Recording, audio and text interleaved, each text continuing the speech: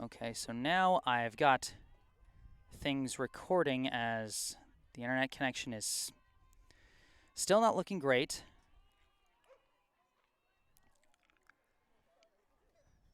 So fret not. I will have a recorded version I can post later if this Wi-Fi connection does not get better, which right now it looks like it might not. But once again, I am Jesse Mayfield-Sheehan here at Newton South High School in Newton, Massachusetts for opening day on this high school baseball season. The Brookline High Warriors visiting the Newton South High Lions. The lineups for today: Brookline has Ryan Kravitz in center field, Daniel Villa in left field, Eli Rothman at first base, Matt Richardson in right field, Jack Martell on the mound, Charlie Engelmann, the third baseman, Jake Levin at shortstop, Nady Kessler, the catcher, and Keenan Sawada at second.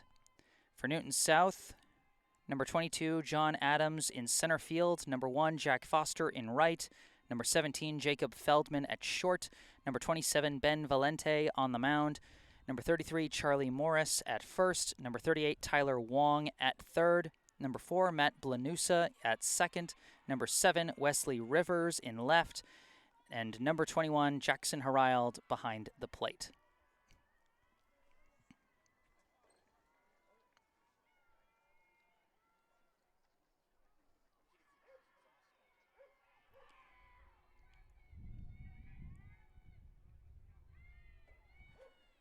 So as we get ready for the top of the first inning, Valente will take the mound for Newton South.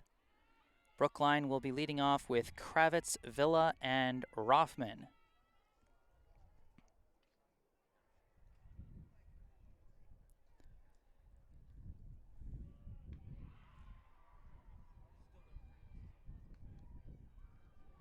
Once again, Brookline trying to carry over the momentum from the late portion of last season. They went 1-9 in the regular season, or not 1-9, but they finished with just one win in the regular season.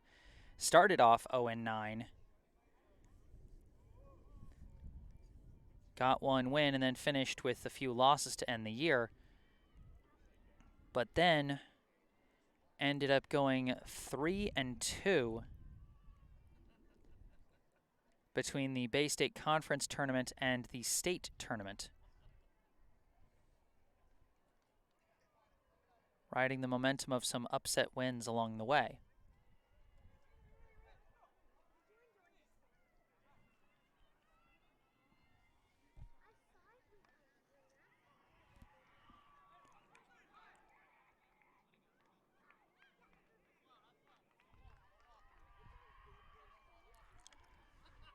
The Lions now taking the field.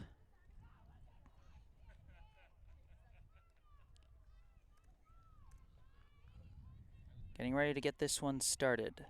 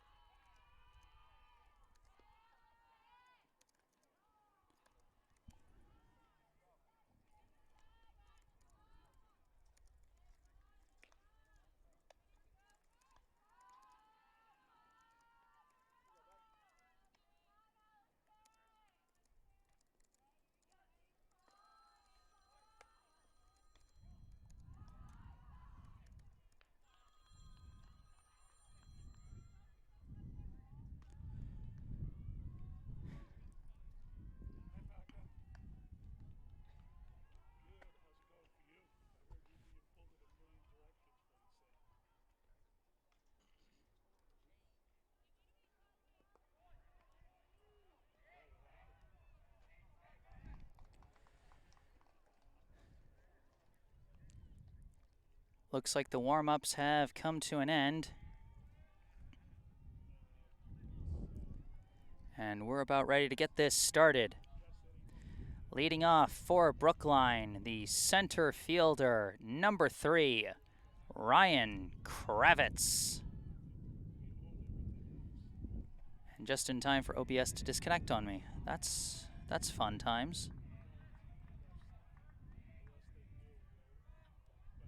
And it's back in. We didn't miss any pitches. Perfect.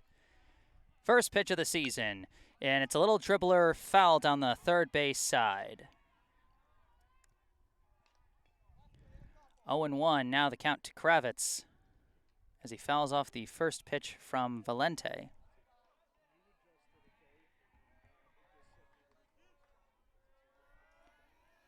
Valente winds and delivers.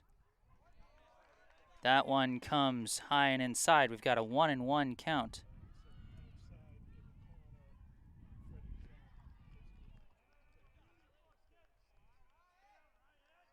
Pitch from Valente is fouled to the backstop by Kravitz. 1-2.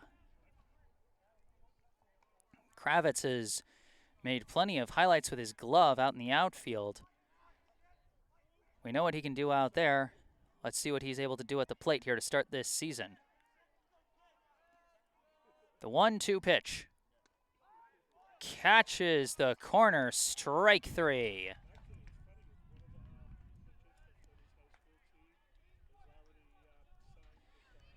One down.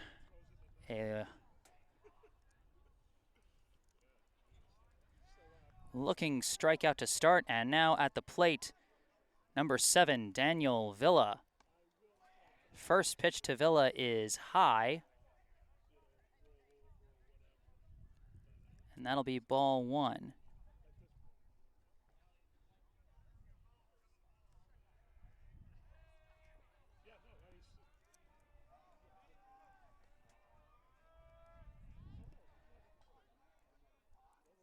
Next pitch. In there for strike 1. 1-1, the count to Villa. Valente the pitch.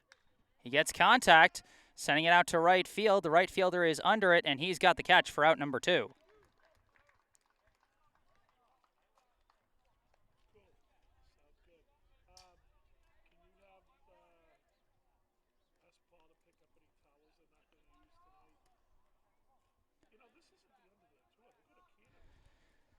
Now up to the plate, the co-captain and first baseman, number 10, Eli Rothman. First pitch catches the high corner for strike 1.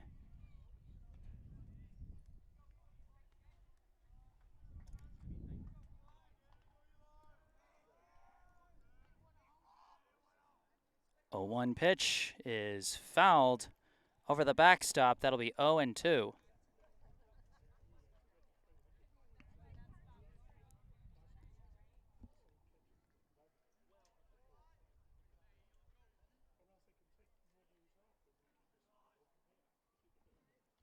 This one is a dribbler. It's heading up the third base line. The chance for an infield single. Wong the throw to first. Not in time. Eli Rothman gets Brookline's first hit of the season off an infield single to third.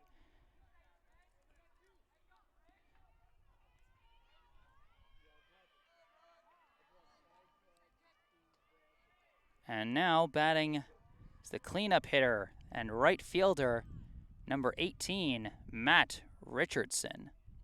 As we got a meeting at the mound.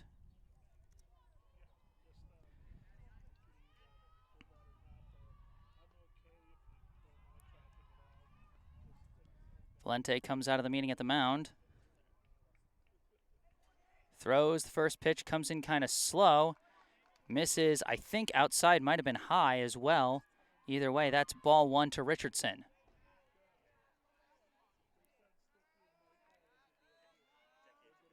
One-0 pitch. And I think that one caught the corner. I believe it's 1-1.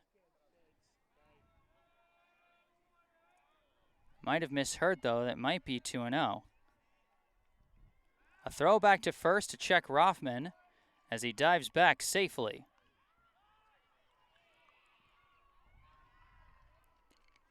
Runner at first, 2 down here in the top of the first inning. Pitch, And that hits him. A hit by pitch, and just like that, 2 men on for Brookline.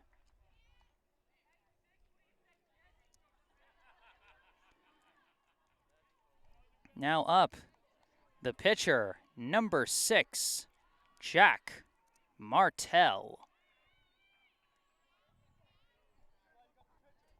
All right, first and second, 2 down here on the top of the first. First pitch comes in low and away for ball 1.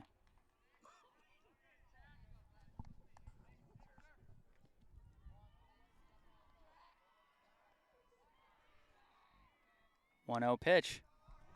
That one also comes in high, ball 2. Eli Rothman standing at second, Matt Richardson at first. 2 down here on the top of the first. Martell with a 2-0 count. That one catches the high corner for strike 1.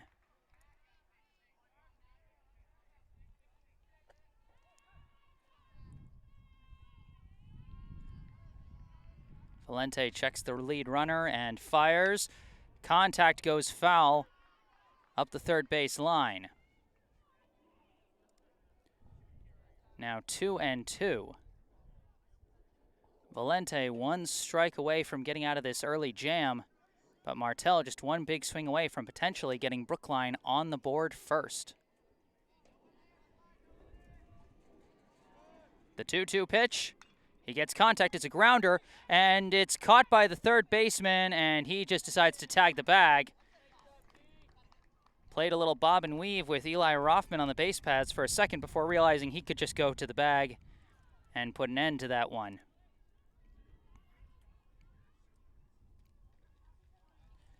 So that ends the top of the first inning.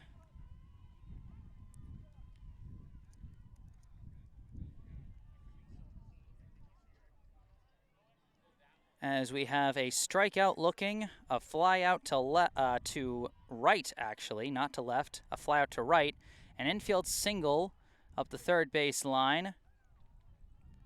And I'm disconnected again because the Wi-Fi here is terrible. And we're back. Sorry about that. After the infield single to third, we had a hit by pitch and then a grounder into a fielder's choice, unassisted by the third baseman.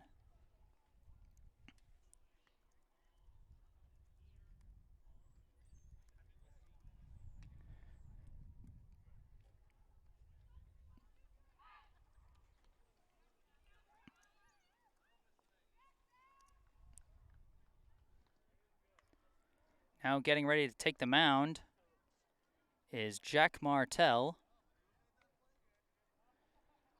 Unable to add to his cause with a runner in scoring position and 2 outs in the top of the first as he gets ready to face the top of the Lions lineup.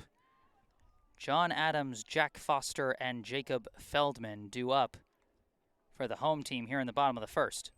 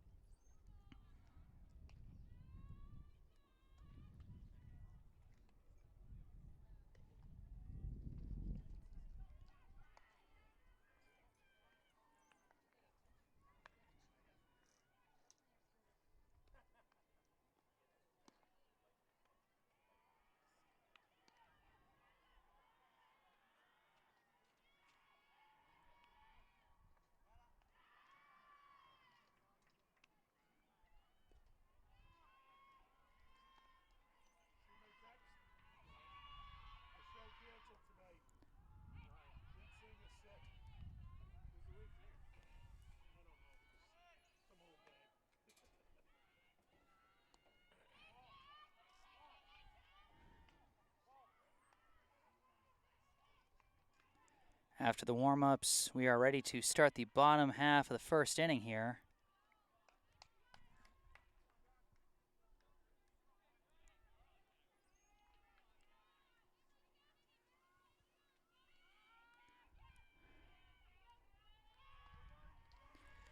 As here comes the leadoff hitter for Newton South, number 22, John Adams.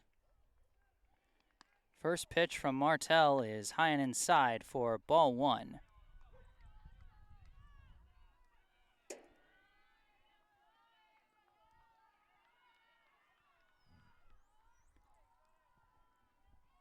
The 1-0 from Martell comes in low and inside for ball 2.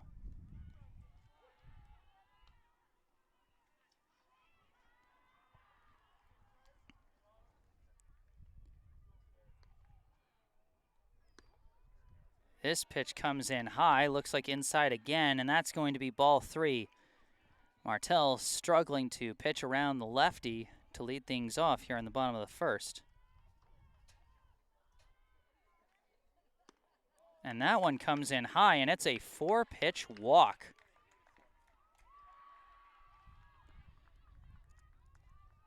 Adams starts things off on the right foot for Newton South as they already have a runner on and nobody out.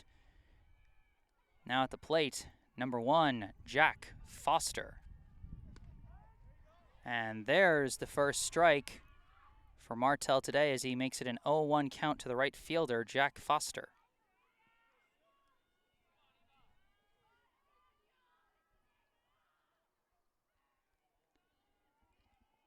And this one skips in, well blocked by Nady Kessler behind the plate, but that will go as ball 1. Kessler providing an important defensive role there, as that could have easily led to Adams getting in scoring position. Instead, Martell will check on him at first, deliver the 1-1, and it comes in high.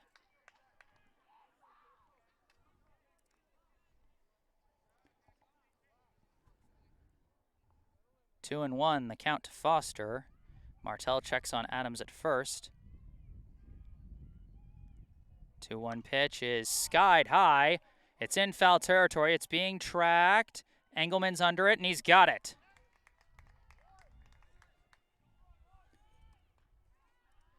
Good tracking in the sun by the third baseman, Charlie Engelmann. As that makes the first out of the inning. Now up, the shortstop, number 17, Jacob Feldman. And the runner takes off. Throw down to second is not going to be in time as Adams steals second successfully. I believe the pitch was high as well, so I believe that was ball 1.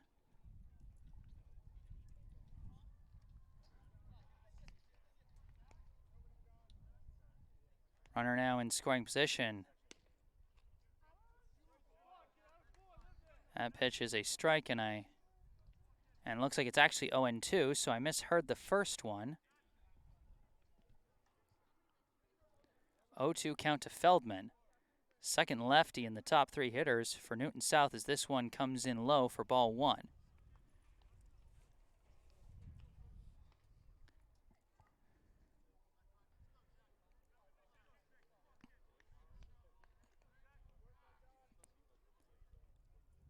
Martell checks on Adams, delivers the pitch.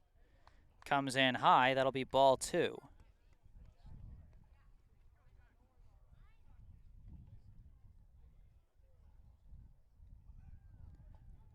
Runner on second, 1 out here in the bottom of the first. 2-2 pitch. That one comes in high, and oh, I actually had the count wrong again, as that's actually ball 4. So that was actually a 3-1 pitch. And now we've got runners on first and second with 1 out. Brief meeting at the mound between Martell and Kessler. Try and get the pitcher to settle down a little bit, as now up, it's pitcher against pitcher. Number 27, Ben Valente, stepping in for the Lions.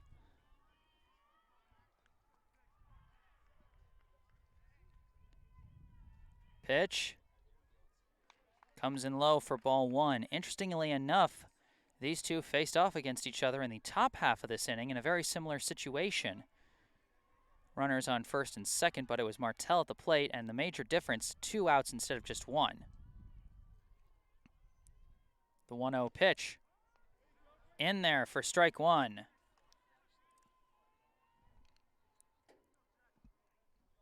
John Adams at second after a walk and a steal. Jacob Feldman at first after another walk. Valente at the plate facing a 1-1 count.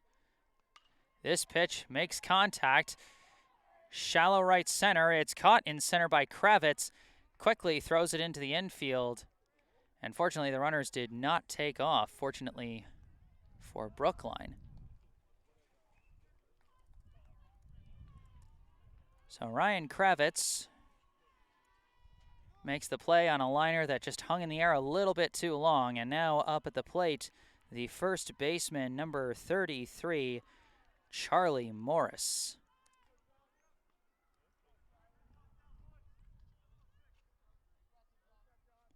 First pitch, big swing and a miss for Morris.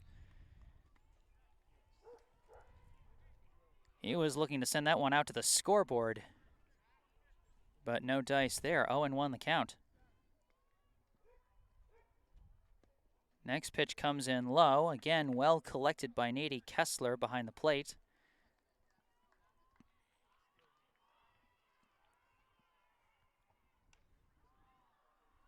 Martell checks on Adams at second. Checks again. Now the pitch comes in high for ball 2. Again, Kessler doing a good job protecting those pitches, keeping them from heading to the backstop and giving Newton South any free bases. The 2-1. Contact goes foul.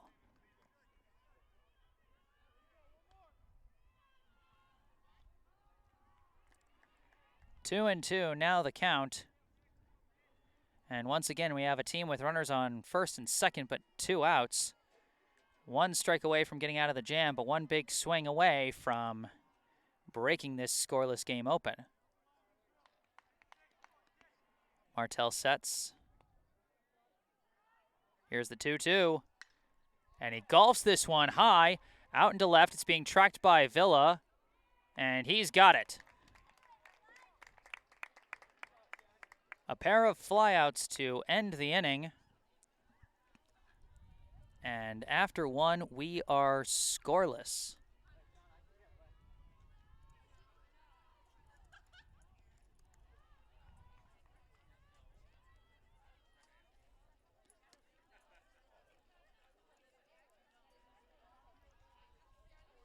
Due up for Brookline in the top of the second will be the third baseman, number 9, Charlie Engelmann, the shortstop, number 16, Jake Levin, and then the catcher, Nady Kessler.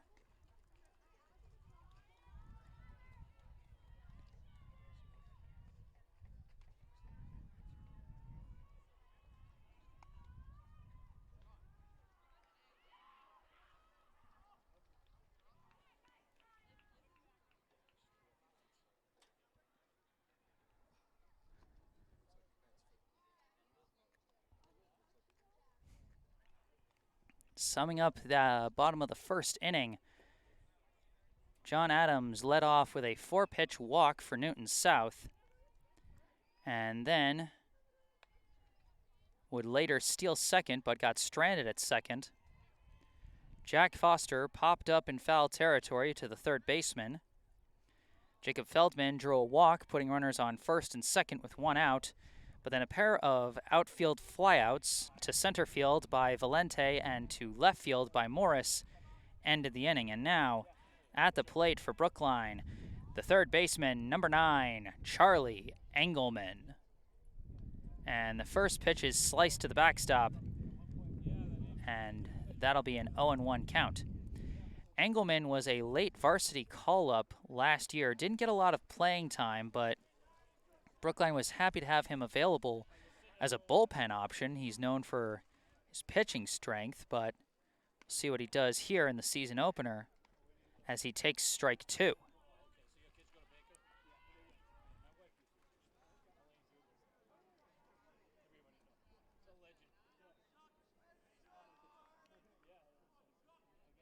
The 0-2 pitch. That one comes in high. Good eye by Engelmann to stay in the at-bat.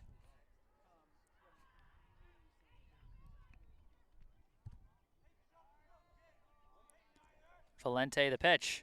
And caught him on that one. Good changeup for the swinging strikeout, as that one just dropped off the table right in front of Engelmann for the first out of the inning. Now up, the shortstop, number 16, Jake Levin.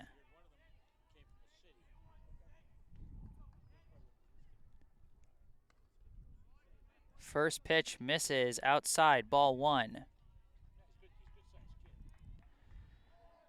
Levin, another young man known for his pitching potential, as this pitch comes in low and away for ball 2. Brookline is looking like they could potentially be very deep at the pitching position this season with guys like Engelmann, Levin, Martell, and of course James Dialchand Erickson, another late season freshman call-up along with Engelmann last year. As this pitch comes in high for ball 3 to Levin.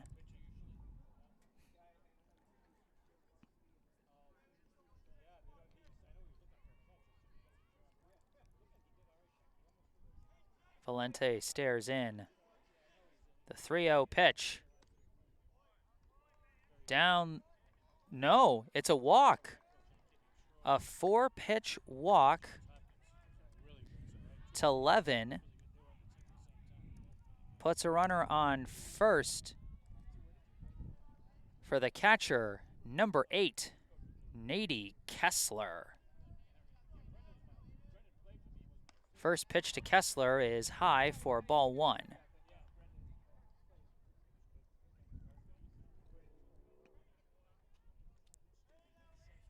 One out, runner at first. Valente sets and delivers. And misses again, low and away.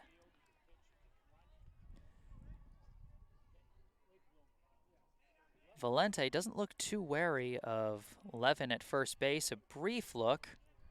And now the pitch. And that one looks like it was in there for a strike. 2-1 now the count.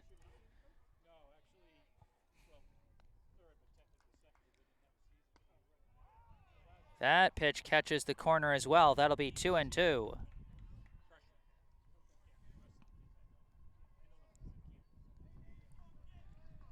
Valente, another brief look at first. Now the 2-2 pitch. Catches the corner for strike 3. Second out and second strikeout of the inning for Ben Valente, as he catches Kessler looking.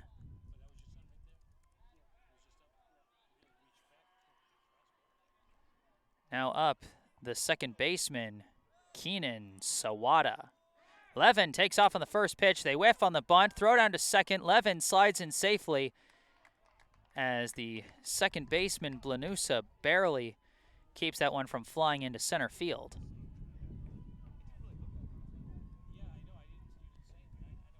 So I believe it's an 0-1 count as Sawada stuck out his bat in an attempted bunt. Now a runner at second with 2 down here in the top of the second.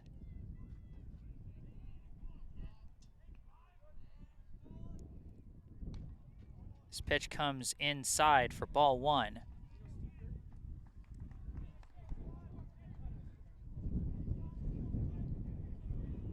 The wind's starting to gust here at Newton South.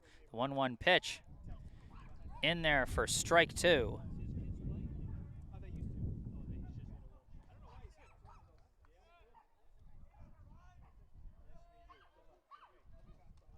And that one is inside. Valente attacking the inside a lot here this at bat, but that one is ball 2.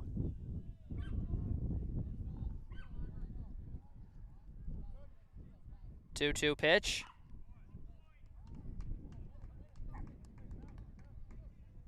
It looks like he called that a strike, but it looks like I had my counts miscalibrated here, so I believe the count is now full.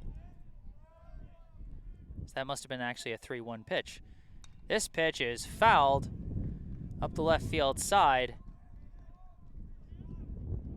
as Sawada hangs in there with a full count.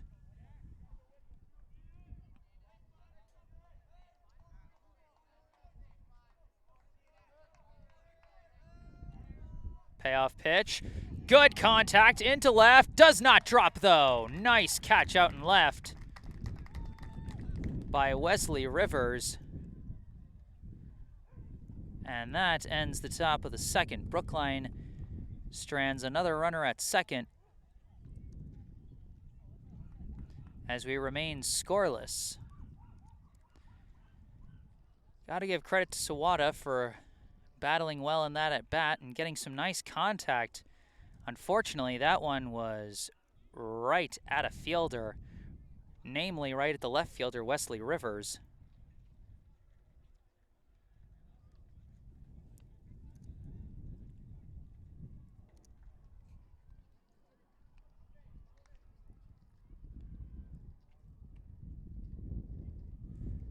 And so we remain scoreless going into the bottom of the second.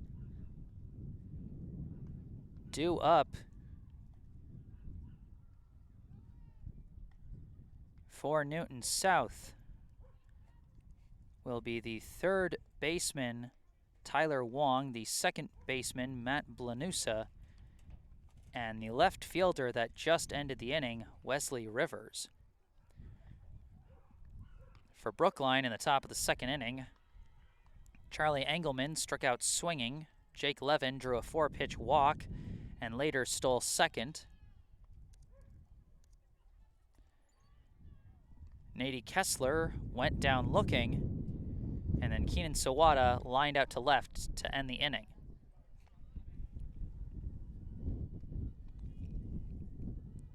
Almost on cue with these disconnections.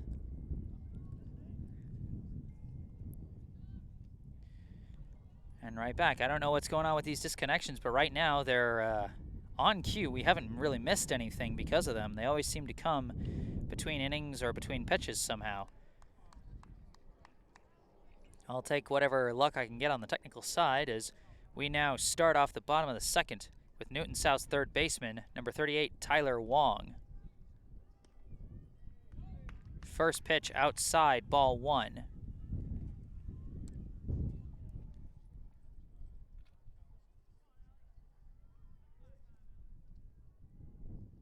Second pitch swung on and missed. That'll be strike 1.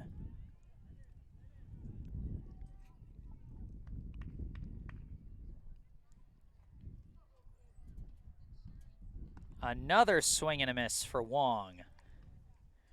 Martell had some issues with control in the first inning, giving up a couple of walks. Starting off well here in this inning. The 1-2 pitch. And he gets him chasing it in the dirt, and Kessler applies the tag. And that'll be the first out of the inning. And Martell's first strikeout so far today. Now due up the second baseman, number 4, Matt Blanusa. First pitch misses just outside, ball 1.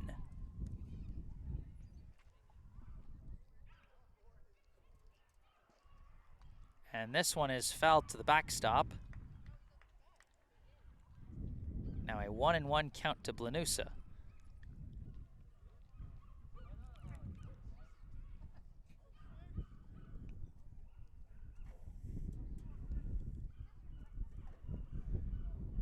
Martell, the 1-1 pitch, comes in high for ball 2.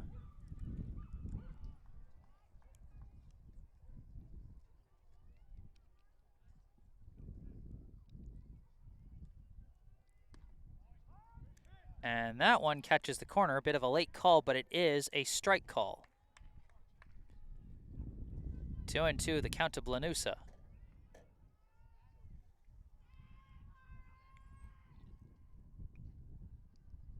And swung on and missed. Back-to-back swinging strikeouts for Martell as he's starting out the bottom of the second hot.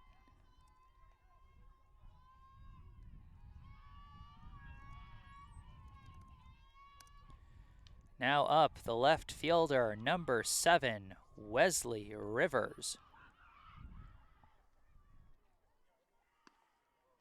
First pitch to Rivers just misses, high and away, ball 1.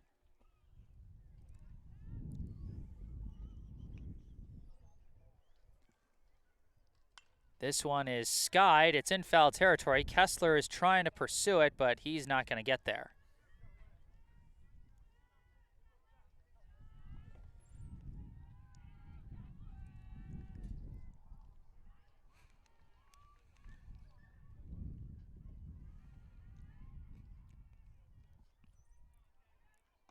This one comes in high. You know, those wildly high pitches were the kinds of things plaguing Martell in the first, and he seems to have settled down for the most part in this inning. As another one comes in high, a little closer to the zone, but still high to make it 3-1.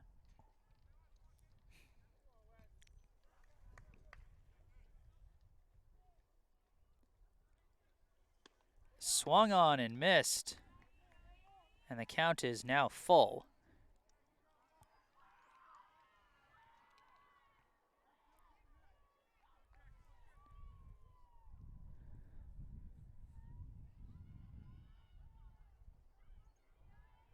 Full count, 2 outs, base is empty here in the bottom of the second. Payoff pitch from Martell. In there, strike 3, 3 up, 3 down, all on strikes. A masterful inning from Jack Martell as we remain scoreless through 2.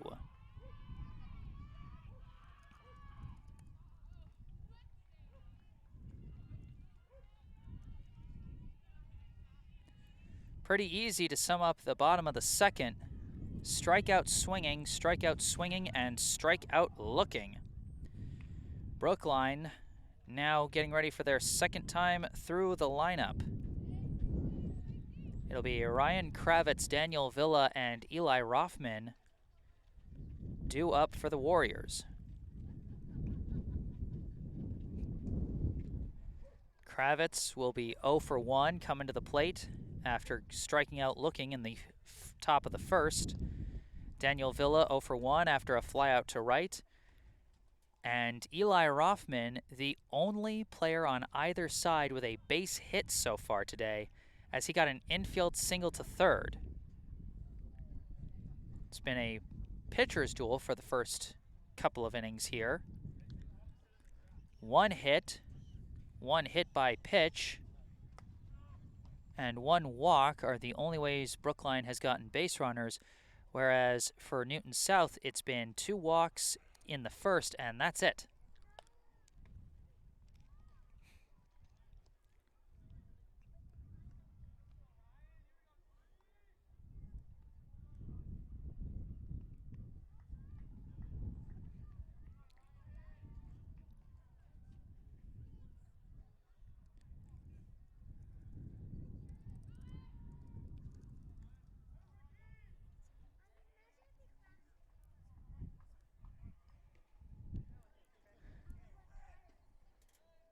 First pitch to Kravitz from Valente comes in low for ball 1.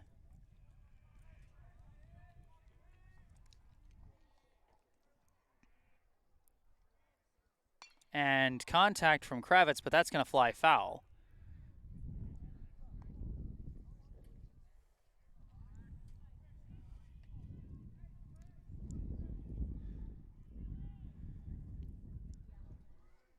The 1-1 pitch. That one comes in just high for ball 2. Kravitz, one of his assets at the plate is he's able to take advantage of his slightly smaller strike zone. And you can see down there as he just sort of bent down a little bit to make that pitch just a little higher. As this one comes in low, that'll be ball 3.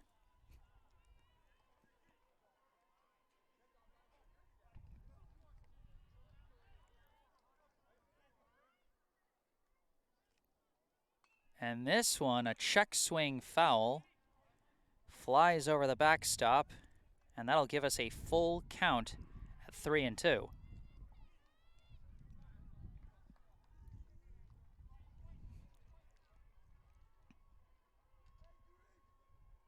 Payoff pitch is fouled over the backstop again as Kravitz stays alive. Of course, fans from last year's team might remember Kravitz once had an at-bat where he fouled off 7 pitches to draw a walk in the Bay State tournament against Needham.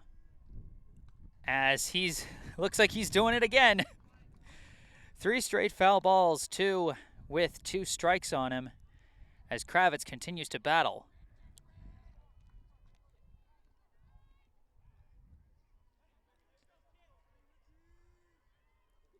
Another payoff pitch, and that one comes in high.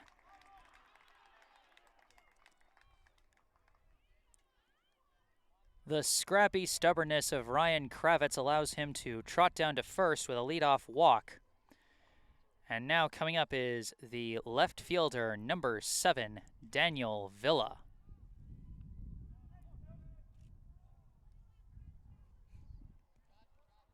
He's showing bunt, pulls back, and they call strike on that one, so that'll be 0-1.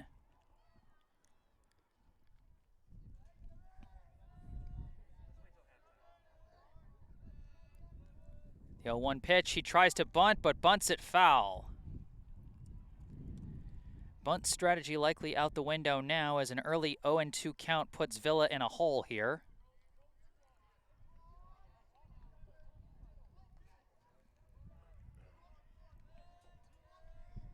And a throwback to first base to check on Kravitz. Kravitz does have some wheels on the base paths. There's a reason he's leading off. As here comes the 0-2 pitch. That one's in the dirt. Well blocked by the catcher. As it's now a 1-2 count. Strong efforts by Jackson Herrild, who will be leading off for the Lions in the bottom half of the inning. 1-2, the count to Villa. Valente fires. And he goes down looking.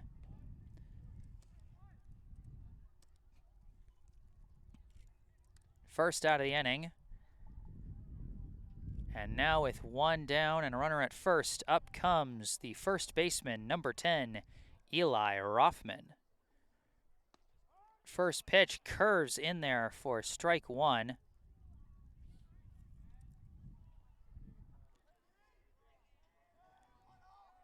Rothman 1 for 1 with an infield single as Valente throws back to first to check on Kravitz. Rothman representing the only hit for either team through the first 2 innings.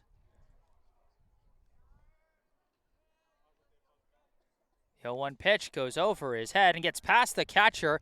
Kravitz is going to head down to second off of the passed ball.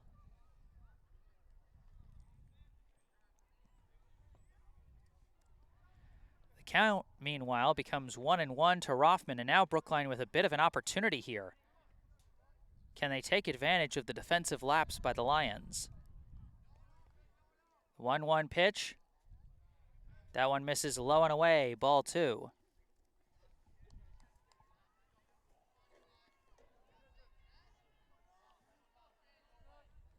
Two 1 pitch. Down Broadway, strike 2.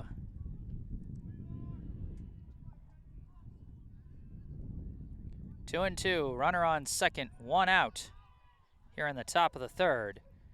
Pitch, and he slices this one high down the right field line and foul, and could not be chased down by Foster.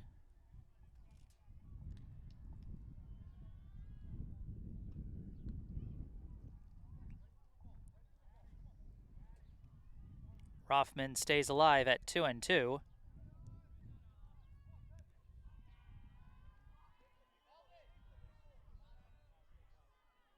Valente sets. Another 2-2 pitch, and this time Rothman can't get it. Strikeout swinging.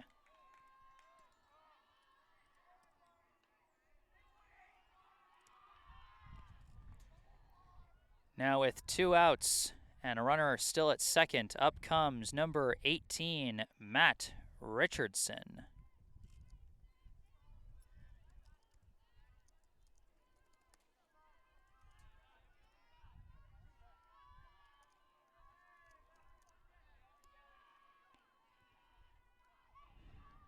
Richardson was hit by a pitch his last time up. Now up with 2 outs and a runner in scoring position. The pitch comes in low. That'll be ball 1.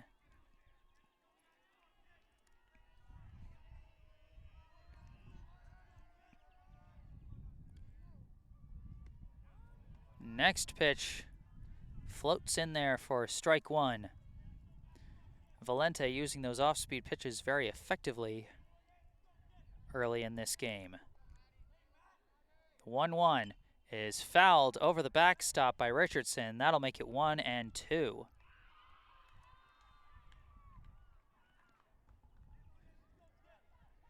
Ryan Kravitz stands at second. 2 down here in the top of the third of a scoreless game. 1-2 is the count to Matt Richardson.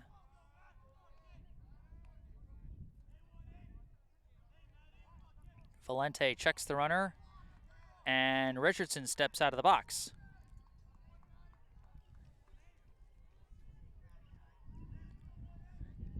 So everything kind of resets.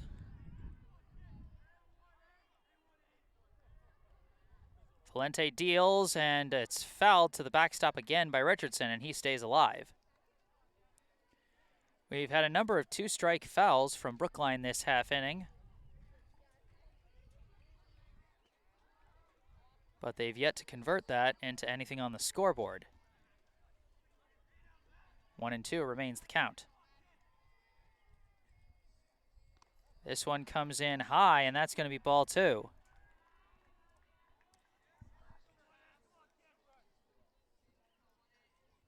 Richardson putting up a fight here with 2 outs and a man in scoring position.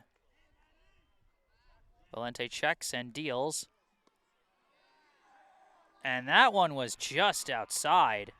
Good eye by Richardson to force it to a full count.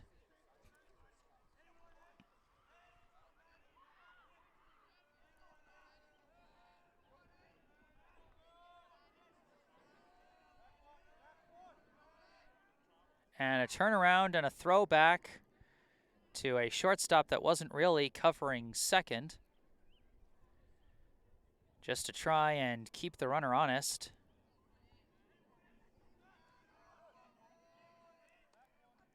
Pitch. That one catches the low corner for strike 3. Richardson thought he was getting the walk on that one, but that's not what he got. Instead, he gets Valente's 3rd straight strikeout. And that ends the top of the 3rd. Still no score on either side. As we get ready for the bottom of the 3rd, it'll be the number 9 hitter and catcher Jackson Herrild leading things off for the Lions, and then they cycle back around to the top of the order with John Adams and Jack Foster.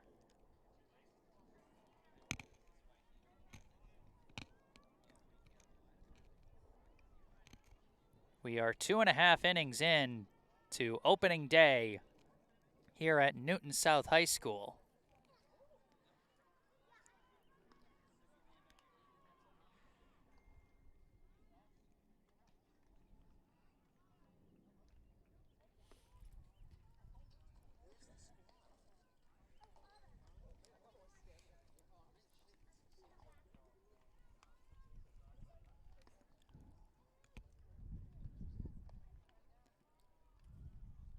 Summing up the top of the 3rd, Ryan Kravitz drew a leadoff walk after a pair of 2-strike fouls kept him in it, and he would later advance to second on a passed ball, but that was as far as he got. 3 straight strikeouts. Villa went down looking, Rothman swinging, and Richardson looking, as Valente got himself out of that jam single-handed.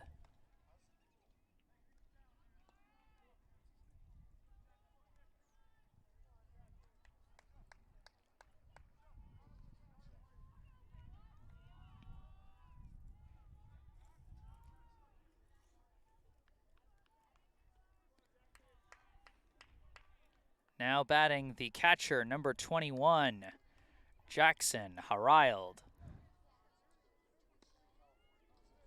First pitch just misses, ball 1.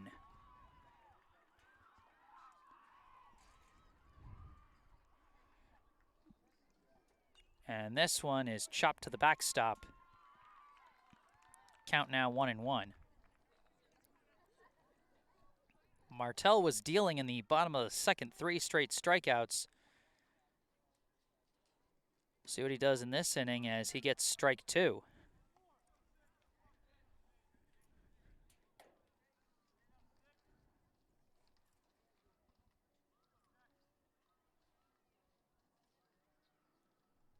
The 1-2 pitch. In there for strike 3.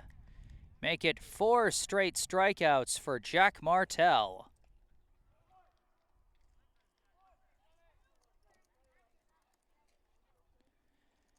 Now up is the center fielder, number 22, John Adams.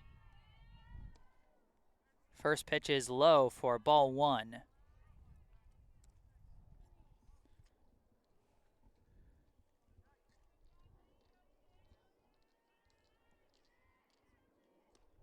That one comes in low for ball 2.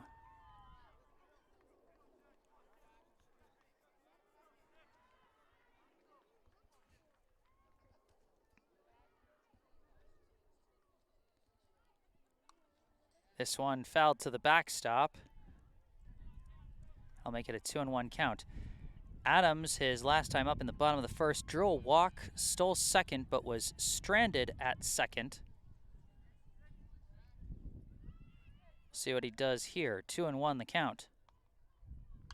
Puts this one in the field. It gets passed by Martell. Sawada picks it up and throws to first.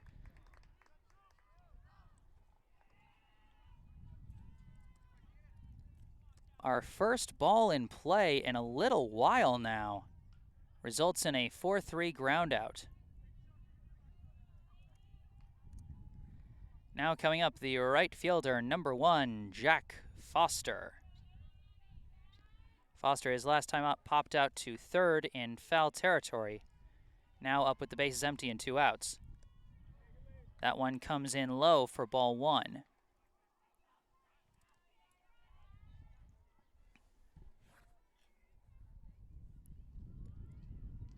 Swung on and missed. That'll be strike 1 for Foster.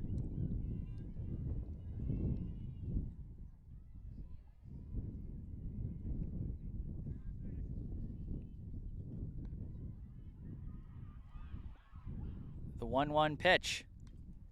Fouled to the backstop again for strike 2.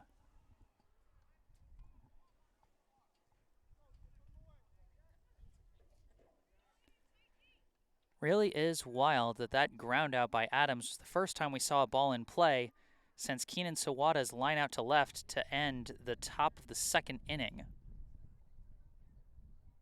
As now we've got another ball in play. This one over to the shortstop. It's juggled and lost and goes all the way into left field.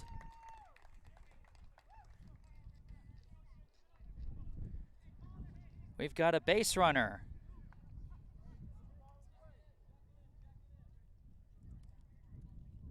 Whether that's a hit or an error remains to be seen, but all that matters in the big picture is that there is now a runner on first with 2 outs.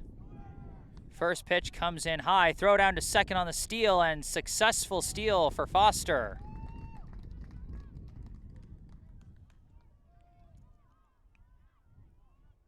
Jacob Feldman at the plate with a runner on second and 2 down, hoping to send Foster home. Feldman, his last time up, drew a walk but was stranded at first, as I believe that pitch on the steal was a ball for a 1-0 count. A lot of things happening all of a sudden. And he slices this one into shallow left. Levin going back. It's called off, and it's dropped in left field! This will bring in the game's first run!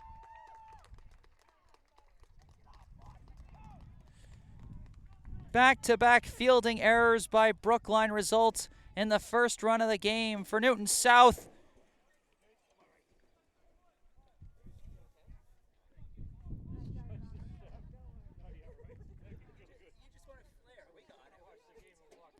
Was a bit of a pop into no man's land by Feldman. As now Valente comes in and slices this one high, still within the field as Kessler tracks it down in foul territory to end the inning.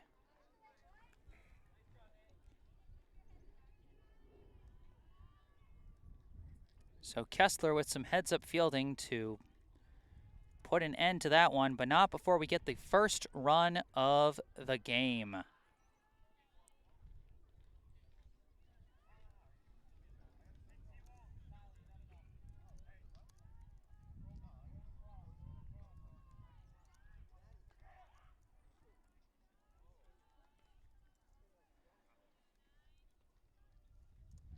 So to sum up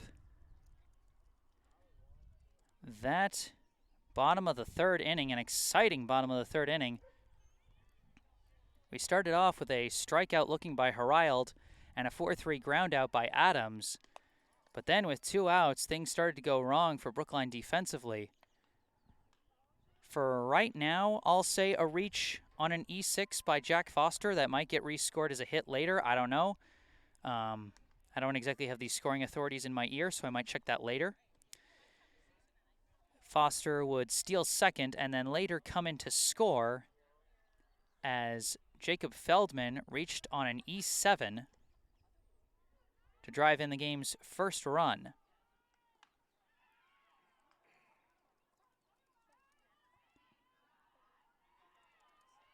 Due up for Brookline here in the top of the fourth will be Jack Martell, Charlie Engelmann, and Jake Levin as they try and fight back with the scoreless tie now broken. Up to the plate stands the pitcher, number 6, Jack Martell. First pitch, he gets a piece of it. That's going to go foul out of play.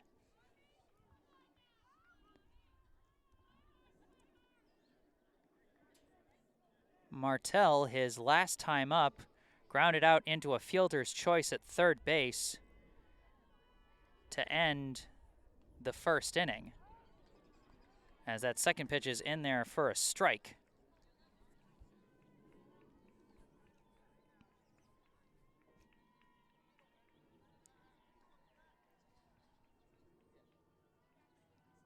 Next pitch, a hard swing and a miss. And Martell goes down swinging on 3 pitches.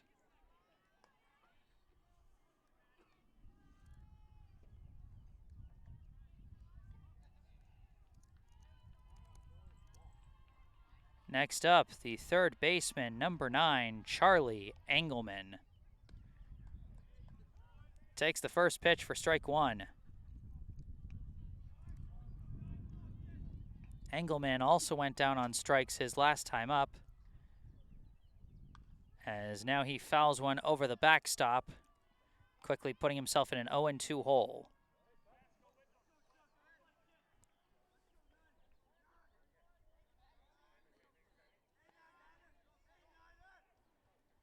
Pitch, and it skips away from the catcher, but no runners on, so no damage. Just a simple ball 1.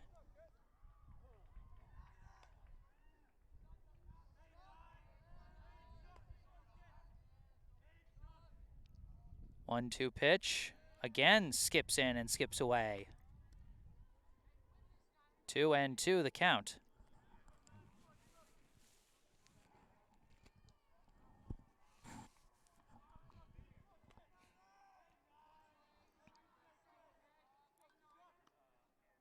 Two-two pitch is skied high. Herrild tracking it and catching it.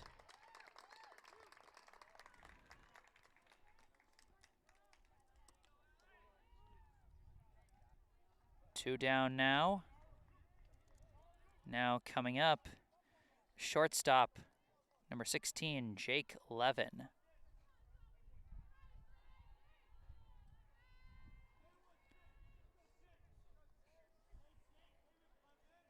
Wind up and the pitch.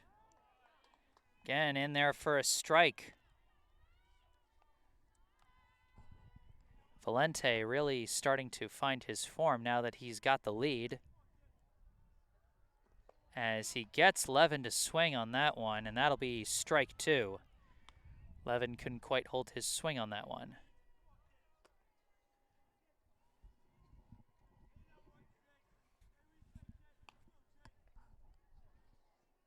This one skips away as we are disconnected.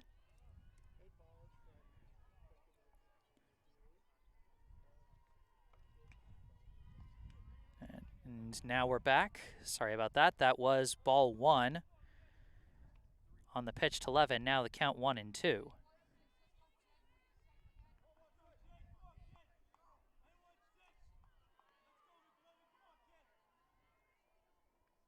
And swung on and missed. 3 up, 3 down for Brookline in the top of the 4th. The score remains Newton South 1, Brookline 0.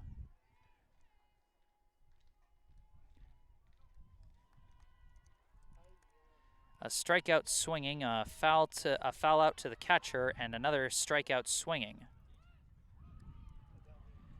Due up for Newton South in the bottom of the 4th. It'll be Morris, Wong, and Blanusa.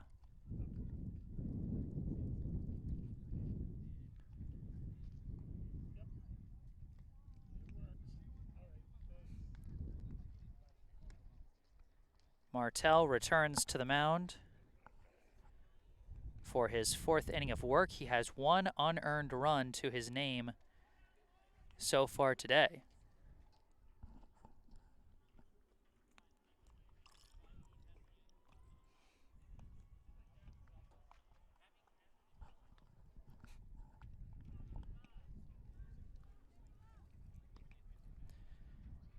And a game like this can be really tough for a pitcher. You know, you're engaged in a pitcher's duel, and rather than you being the one to blink first, the fielders behind you commit a couple of errors, and that's what results in your team blinking first and giving up the game's first run. A young pitcher's got to be careful in a situation like that, because sometimes the natural instinct is to think, okay, I've got to do everything myself. And then you start overdoing things. You start trying to paint the corners a little too much. You start throwing walks. You start throwing hit-by pitches. Start throwing wild pitches. And before you know it, things can get out of hand. That said, Martell is a veteran. He's a co-captain for a reason. And we'll see how he can handle this tough spot as we are now in the middle stage of this game here in the bottom of the 4th. Leading off, the first baseman, number 33, Charlie Morris.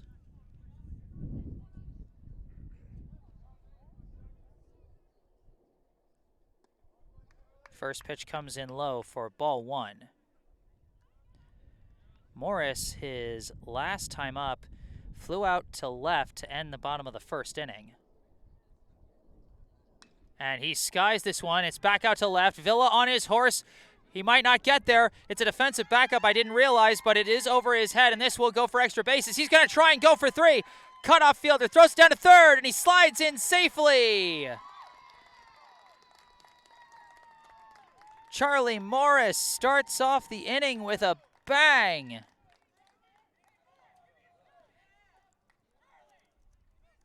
A triple to left. Just the 2nd base hit of the day, the first extra base hit of the day. As now we got a meeting at the mound between Martell and Kessler as they get ready to pitch to the 3rd baseman, number 38, Tyler Wong. We do have a sub out in left field for Brookline. That is number 20. Unfortunately, I'm not sure who number 20 is.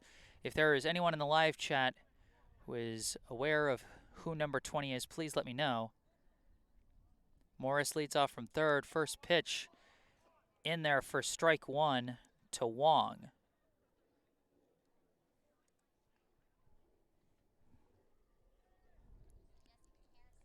The 0-1.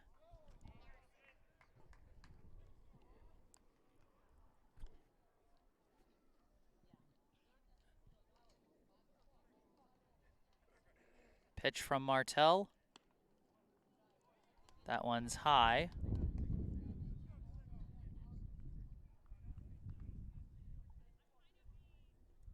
I think the count is 2-1, but I might have lost track of things, as this one is swung on and missed, and that'll make it 2-2.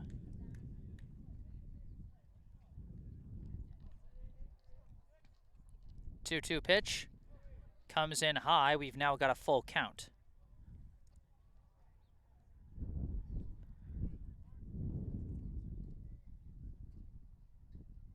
Payoff pitch.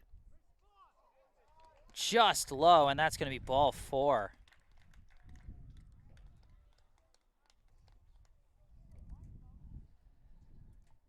We've now got a meeting at the mound as manager Brendan O'Connor coming out to talk to his pitcher. This might just be the end of the day for Martell, and it will be. Tough way to end after what was honestly a pretty strong outing.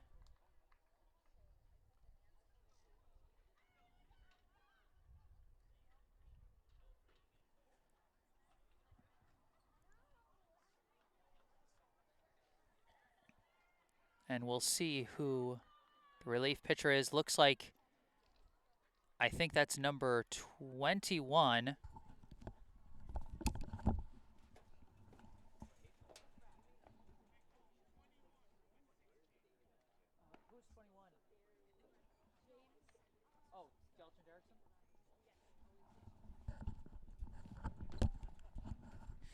Coming to the mound now for Brookline, I have just gotten confirmation that is number 21, James Dialchand Erickson.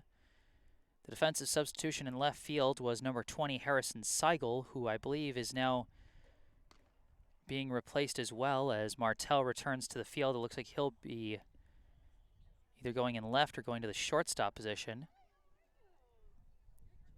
Dialchand Erickson, of course, was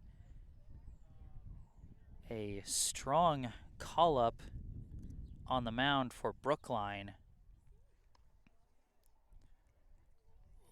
late last season, was a real spark to the team, though of course his most famous play was the walk-off reach-on error against Natick to give Brookline their first win.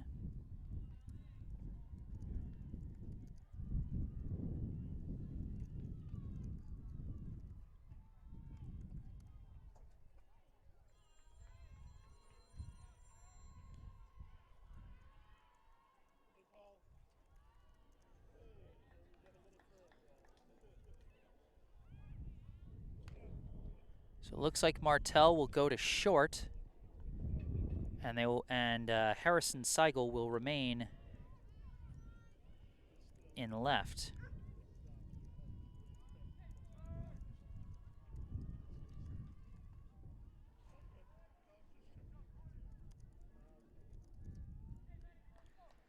So now up for Newton South, the second baseman, number 4, Matt Blanusa. Runners on the corners, and nobody out. Here in the bottom of the 4th inning, Lions lead by 1.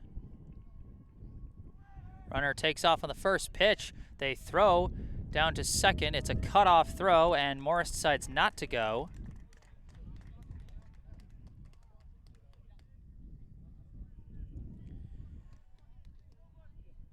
I believe that pitch came in high for ball 1 to Blanusa as Wong advances to second. 2 runners in scoring position now. Pitch, and it's a bunt over the backstop for strike 1. Jammed Blanusa high and inside on that bunt attempt.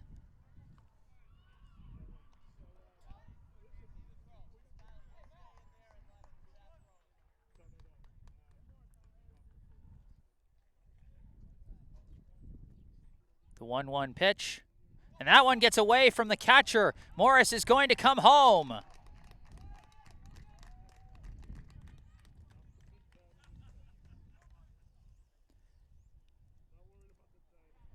Charlie Morris comes in to score on the wild pitch. And the count to Blanusa will now be 2-1.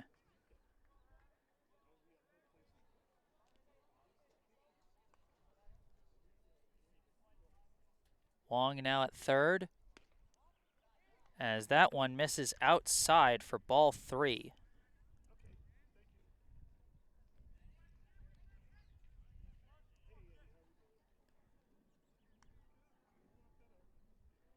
The 3-1 pitch hits a high hopper, and it's struggle for field by Martell. He looks like he might be hurt. Engelmann picked it up and threw him out at first, but Martell is indeed hurt. Wong scores. So much going on in this play. Oh, that does not look good for Brookline.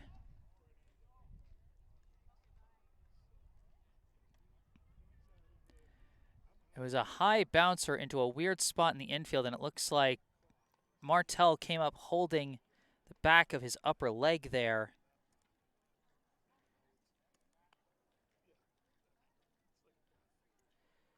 Blanusa was thrown out thanks to some heads-up play by Charlie Engelmann at third. Wong did come in to score to make it 3-0 Newton South on the RBI groundout.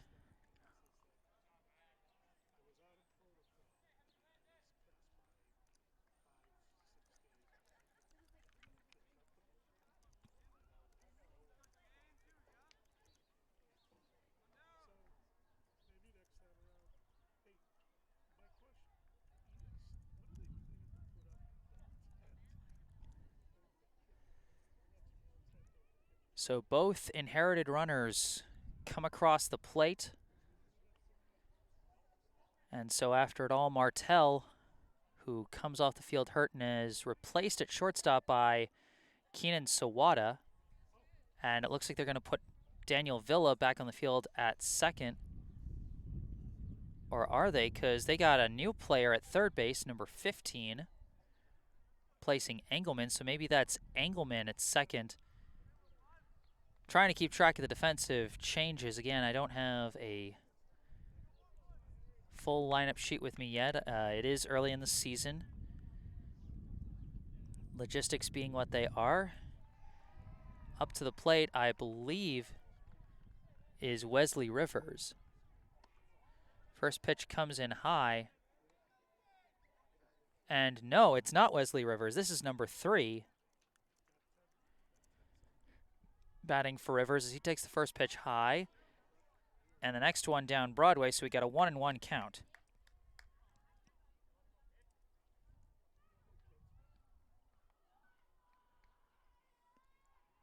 One pitch, and this one is sliced high. And out of play, that'll be strike 2.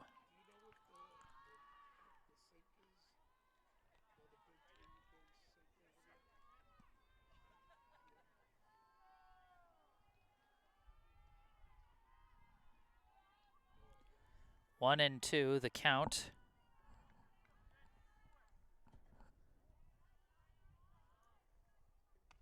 And this pitch comes in high for ball 2. 1 out, base is empty, but Newton South now has a comfortable 3-0 lead.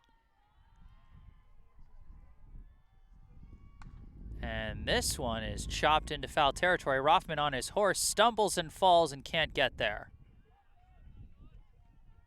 Might have had a chance if he was able to keep his footing, as it is Charlie Engelmann over at second base. Keenan Sawada at short. And I'm disconnected again. I don't think this timing is going to work out for me. It's now a 2-2 pitch. Comes in just high for ball 3. Full count now to Newton South's number 3.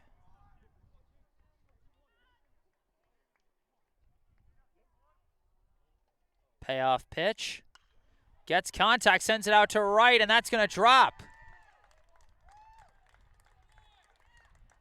We got a clean single to right.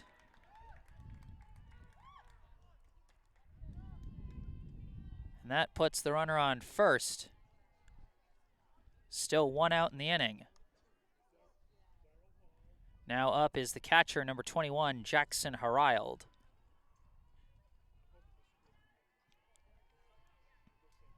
D'Alchand Erickson checks on the runner at first.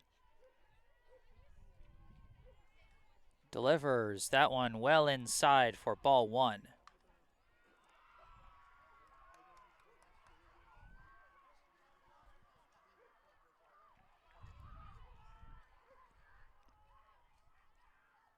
Showing bunt, he lays down the bunt, fielded by D'Alchand Erickson, thrown to first, and that will advance number 3 over to second.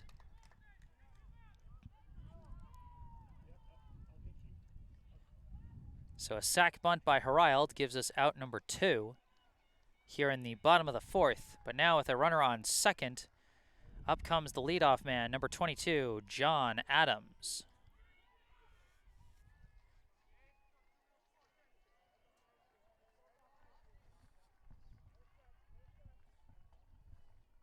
First pitch to Adams is high and outside for ball 1.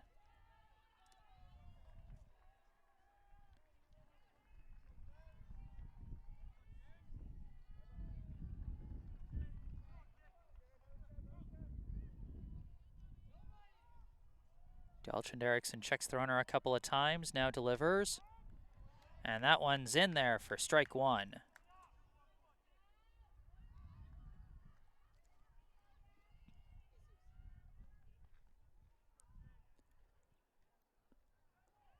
Pitch, swung on and missed. Strike 2. Brookline 1 strike away from getting out of what has been a very tough frame.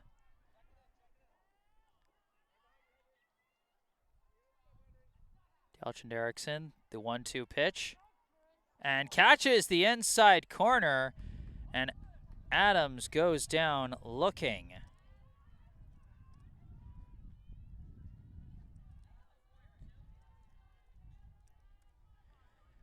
We are now 4 innings in. This game is officially official. And at this stage, I am happy to say that this broadcast is brought to you in part by Harvest Wealth Management. We have a message for all you parents out there listening to the game who are thinking about how you're going to pay for college for your young student athletes. It's never too early to start planning for college, especially if you think you'll need financial aid. The average cost of a private 4-year college in the U.S. today is over $50,000 a year. And if your student is interested in one of the many top-tier colleges in the Boston area, the cost could exceed $70,000 a year. But don't despair. There are many financial aid and other college funding strategies available to you to reduce your out-of-pocket college costs by tens of thousands of dollars per child per year. But you need to start early. Be proactive and learn the financial aid rules to take advantage of these strategies. Harvest Wealth Management of Needham, Massachusetts can help you realize your student's college dream. Harvest Wealth Management is a full-service financial planning firm. They specialize in helping families with college-bound children maximize their financial aid and utilize other tax-driven strategies to reduce college costs. For many families in the middle class today, it is impossible to save enough for their children's college education. But Harvest Wealth Management believes it is not about saving more for college, but paying less. They can design a customized college funding strategy for your child and lead you through the financial aid process, which can be confusing and where mistakes can be costly. As the first pitch of the bottom of the 4th inning is in there for a strike to Nady Kessler, I'll just say, call Oliver Shawley at Harvest Wealth Management, 781-902-0981. Ask for a complimentary meeting, as this one is dribbled foul. Or you can go online at harvestwm.com to learn more. Again, 781-902-0981, harvestwm.com. Advisory services offered through Commonwealth Financial Network, a registered investment advisor.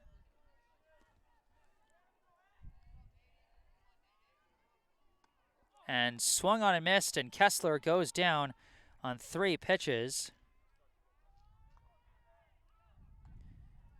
Goes down swinging on that one as I try and play catch-up after the ad break. Sorry about that. Now up at the plate is number 5, Keenan Sawada.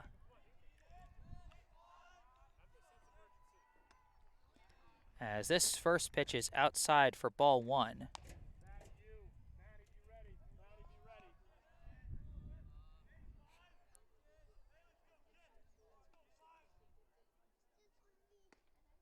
This pitch also outside, ball 2. Brookline in a rough spot here late in this one, down 3. 2-0 pitch in the dirt, ball 3.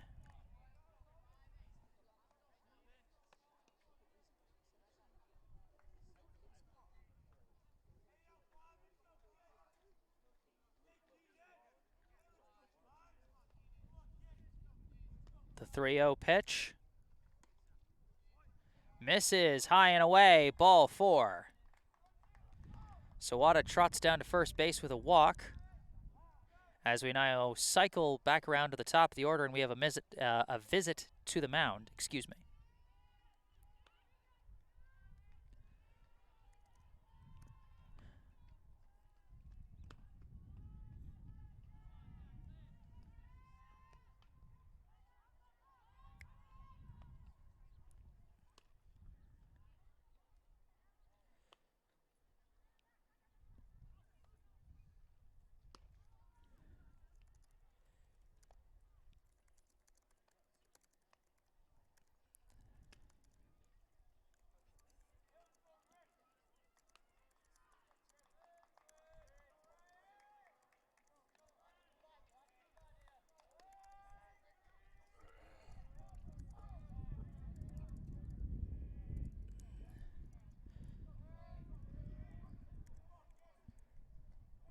This one comes in low. First pitch to Ryan Kravitz makes it a 1-0 count.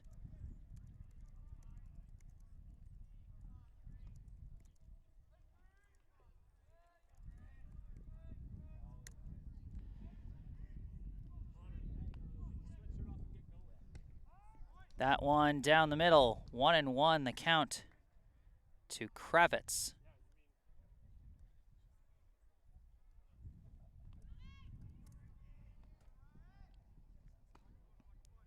Sawada at first.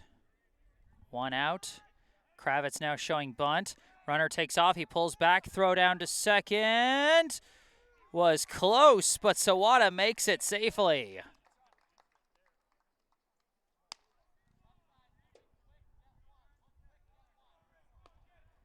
I believe the pitch itself was a strike as Kravitz pulled away from the bunt, so that'll make it a 1-2 count. But now a runner in scoring position with 1 out. 1-2 pitch. It's contact. It's a grounder over to second. Thrown to first, but the runner does advance to third.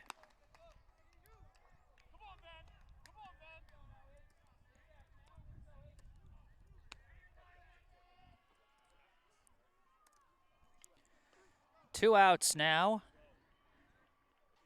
As now coming up, the new left fielder, number 20, Harrison Seigel.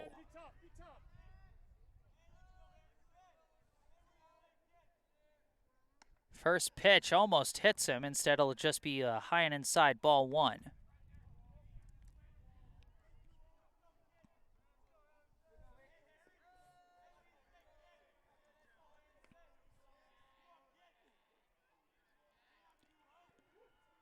Pitch again inside, ball 2. 2 down in the top of the 5th.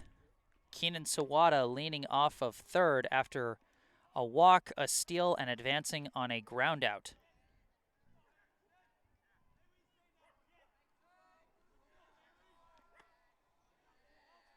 (2-0 pitch, contact, that's through the gap! In comes Sawada with Brookline's first run of the season off the RBI hit from Harrison Seigel.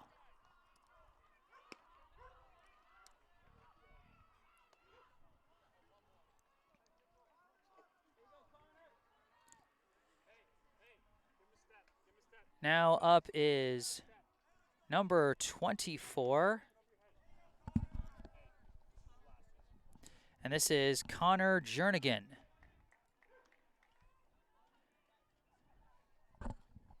So we got another pinch hitter, this one coming in for Rothman as he tries to keep things going.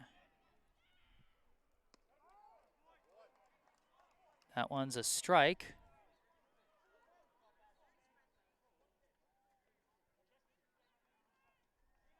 Not quite sure what the count is. Unfortunately, I kind of missed the first pitch there for a second, trying to play catch-up on all the substitutions. Runner is taking off. Seigel is heading down to second, but doesn't matter. That's strike 3. Jernigan goes down looking. And that ends the top of the 5th. Brookline does get on the board. Cut the lead down to 2.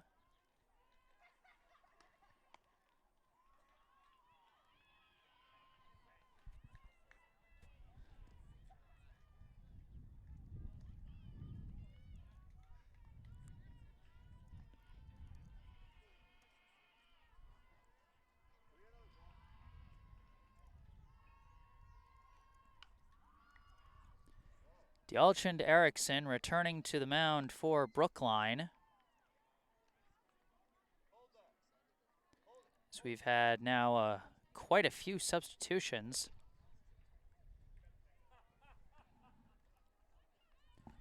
Jernigan now going to first after pinch hitting for Eli Rothman.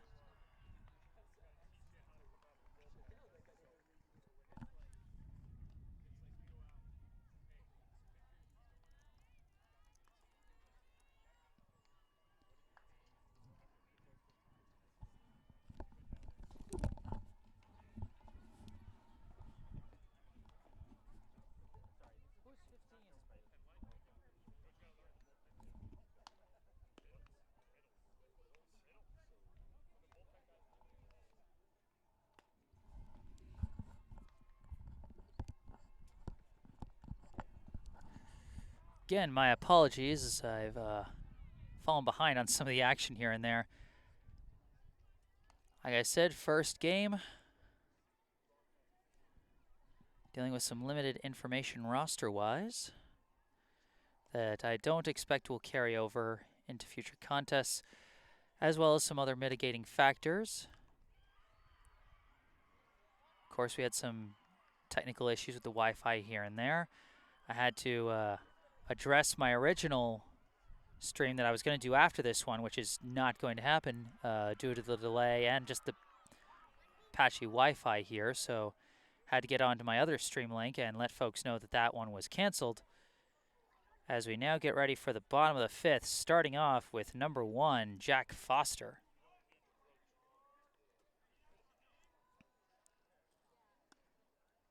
First pitch from Dialchand Erickson seems to have been high, so that'll be ball 1.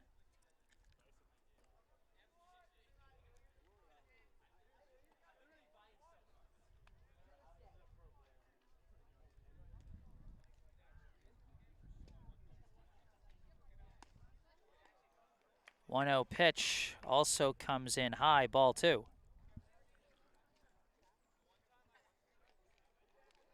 And we've got a meeting at the mound now with Dialchand Erickson.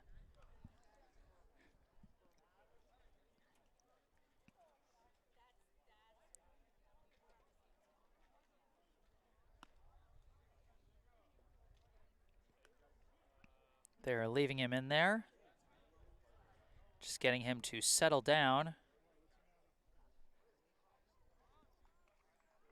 and get ready to go back at Foster.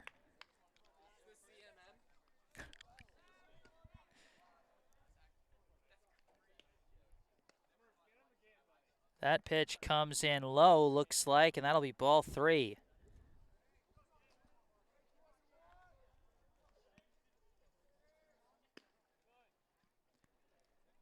Three and 0. And that one is in there for strike 1.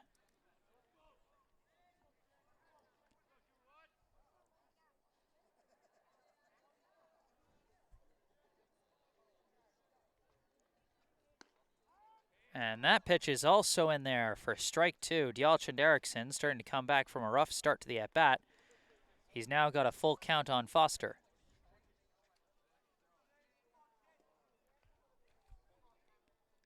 Payoff pitch comes in low, and after all that, Foster does draw a walk.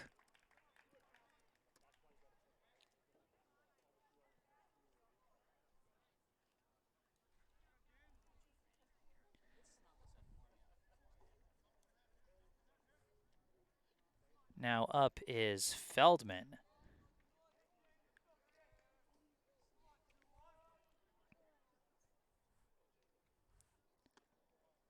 That pitch is in high for ball 1.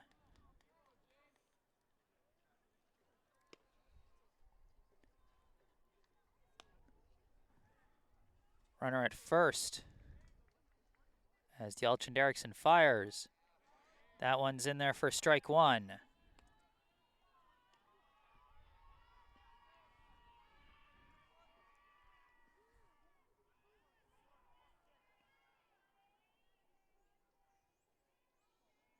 And the runner is taking off.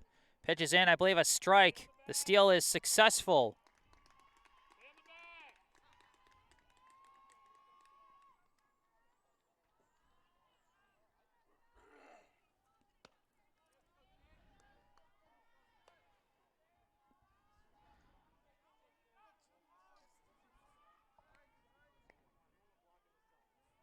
Dialchin Derrickson checks Foster at second. Next pitch is high, 2-2.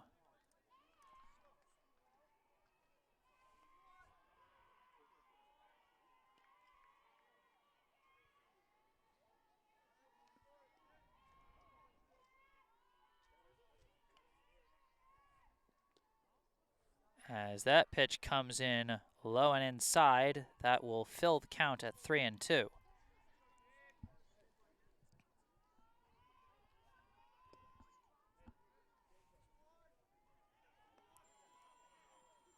Payoff pitch. Comes in high, back-to-back walks to start the inning.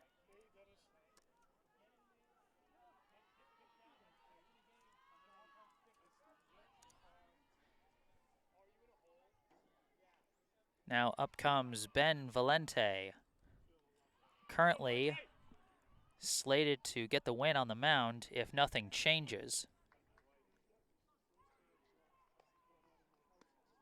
First pitch is low and away, ball 1.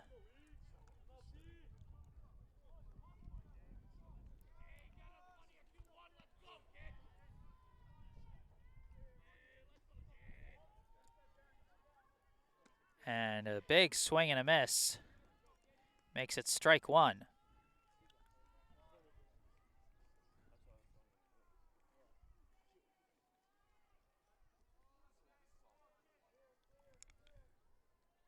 Dialchin Derrickson checks the lead runner and fires. And that one drops low for ball 2.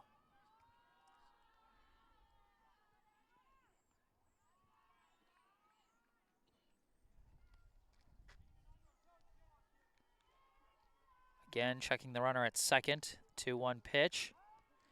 In there for strike 2.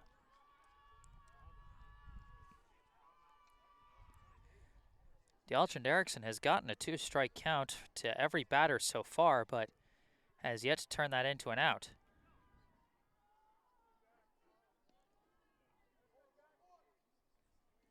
And this one is a swing, and it looks like it fouled right off of Kessler's stomach on that one. That will leave the count at 2-2, and it looks like Kessler is just shaking it off.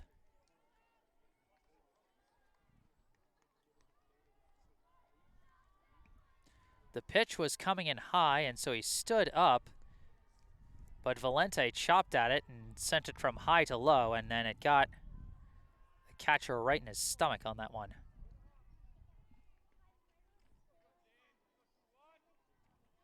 2-2, the count. First and second, nobody out here in the bottom of the 5th.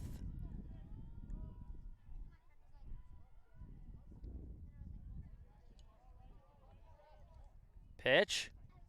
Gets away from the catcher.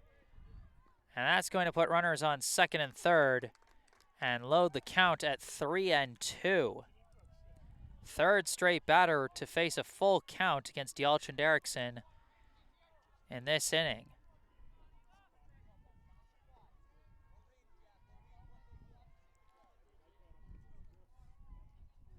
Payoff pitch.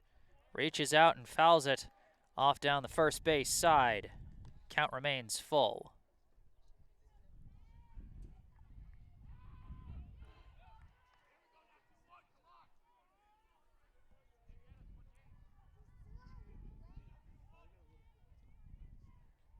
And this one is a chopper, And it's juggled at shortstop. Throw to first is in time for the first out, but a run is going to come across for Newton South. 4-1 now the score as Foster scores on the RBI groundout by Valente. And now Morris up to the plate. He crushed the ball his last time up for a leadoff triple, starting the process that would pull Martell off the mound as he takes the first one high for ball 1. Morris would later come in to score Newton South's second run of the day.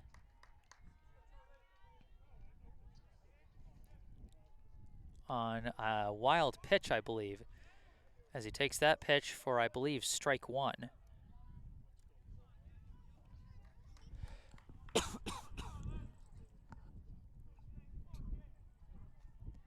Now the pitch, and he skies it again into left center.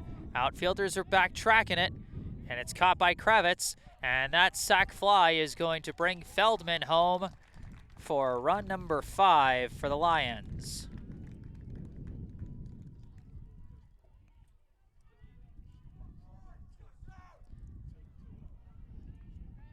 So a pair of outs, but the runners do come home. As now up is Wong with 2 outs and the base is now empty. First pitch is strike. 5-1.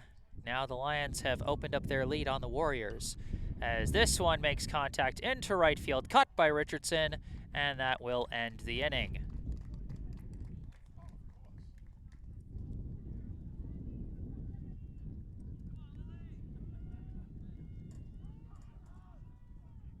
We are through 5 here at Newton South High School in Newton, Massachusetts. And the hosting Lions have now started to break things open a little bit. They add 2 more runs there in the 5th and make it a 5-1 score over the Warriors.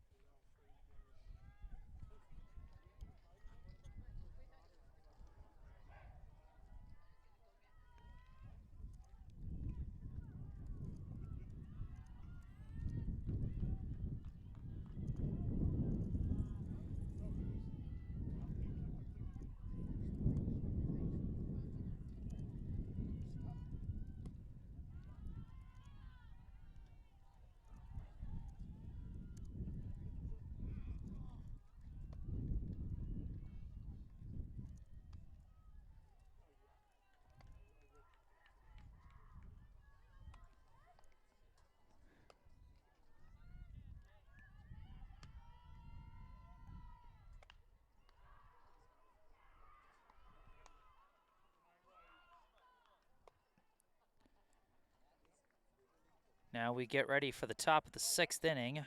Due up for Brookline will be the 4, 5, 6 hitters. It'll be Matt Richardson, followed by, I believe, number 15, stepping in for Martell. And then lastly will be Engelmann.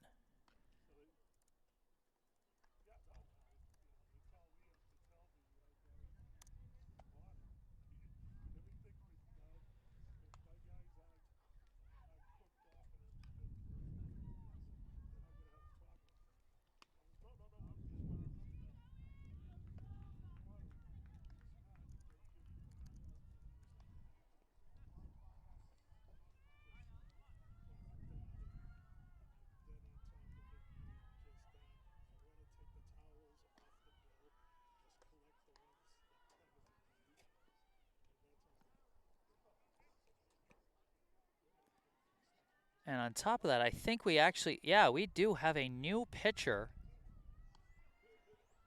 for Newton South. This is number 13, and that is Connor Murphy.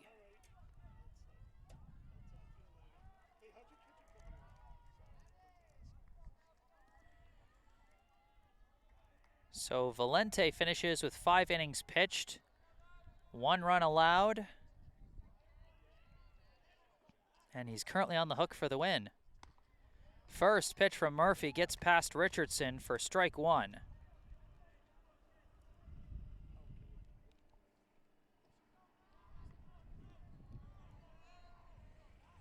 0-1 pitch. Comes in low for ball 1.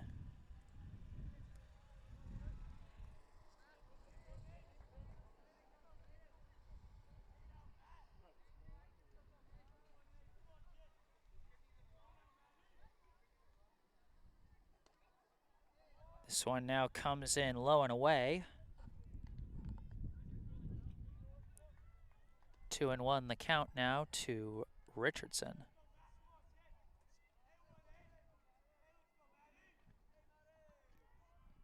And gets him to swing at that one. That'll be strike 2.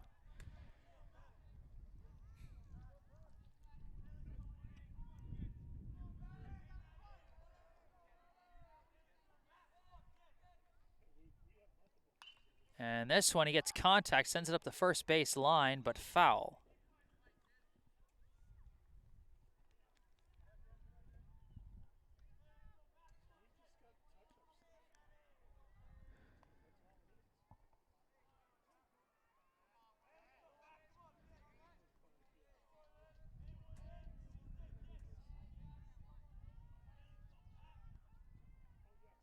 Two-two pitch again, and that's going to be strike 3. Richardson goes down looking.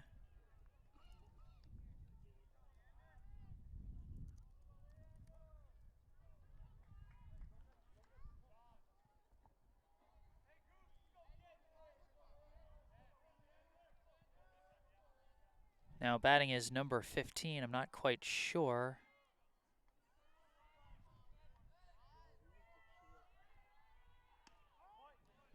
First pitch to him is a strike.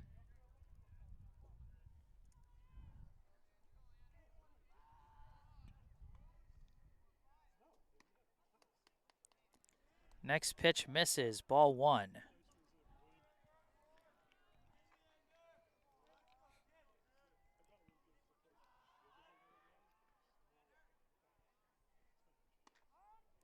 Next one in there, strike 2.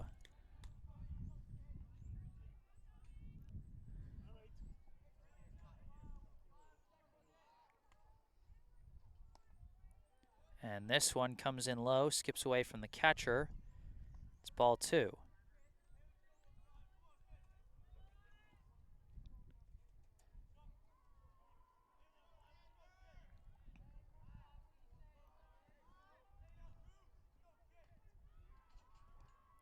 This one comes in high, past the catcher, ball 3.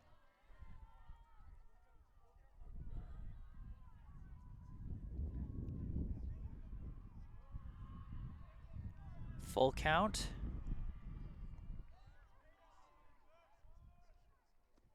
And did he go? They say yes.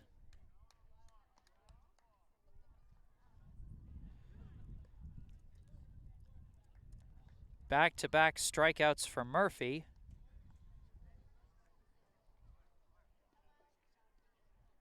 As now coming to the plate, number 9, Charlie Engelmann.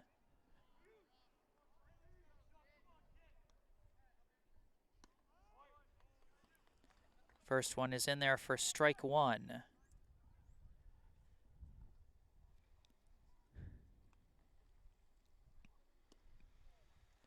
And another swing and a miss, that's strike 2.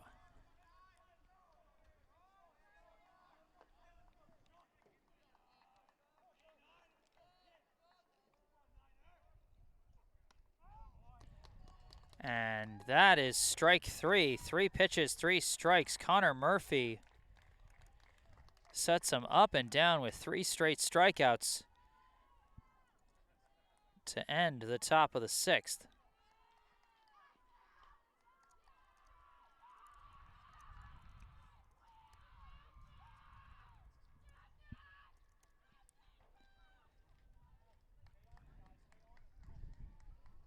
So we now move to the bottom of the 6th inning.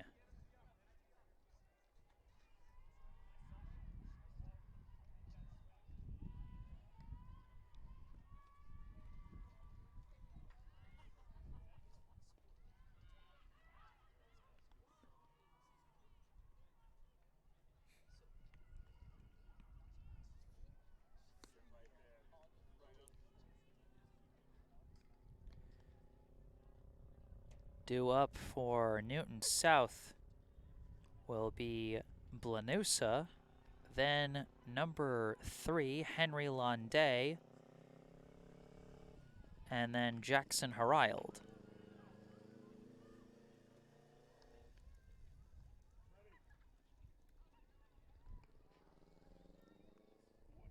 Lions now a comfortable lead at 5-1. They get one last chance to add to their lead before they try and close things out in the 7th. 15? Who's 15? Okay. Yeah.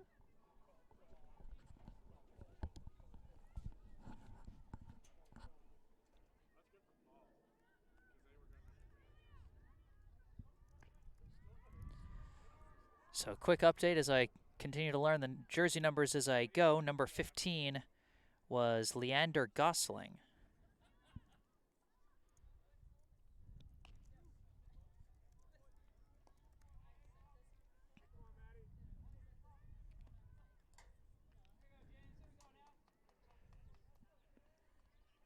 James Dialchand-Erickson returning to the mound for another inning of relief.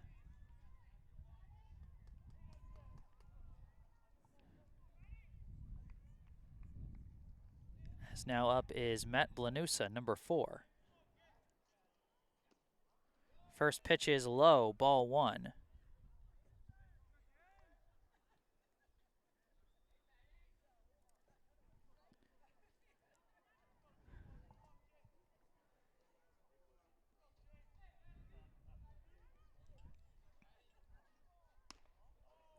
Second ball is high, ball 2.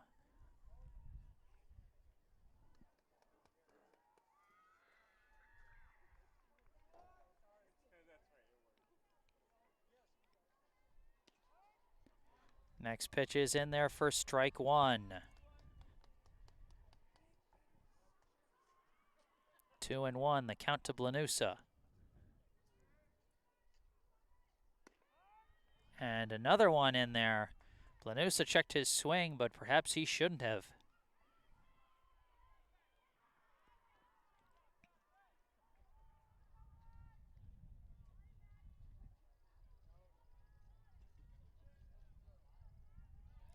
And this one skips past the catcher. But no runners on, so no harm done. Now a full count.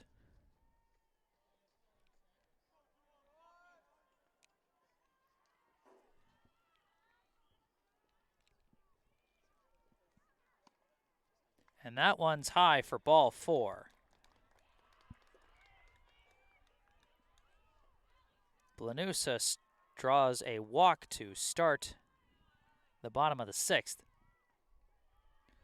As we get another visit out to the mound, and this might be the end of the night for James Dialchand-Erickson.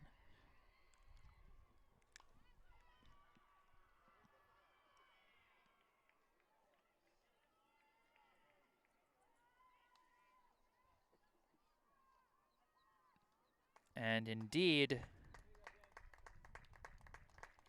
Dialchand-Erickson will be exiting the game as we got a new pitcher for Brookline here in the bottom of the 6th.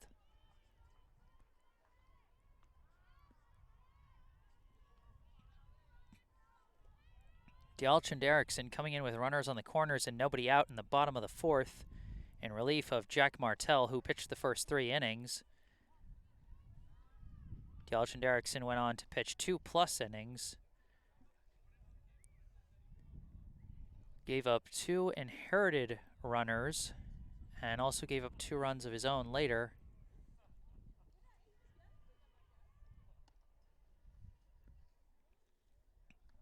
And now taking over for him is number 13.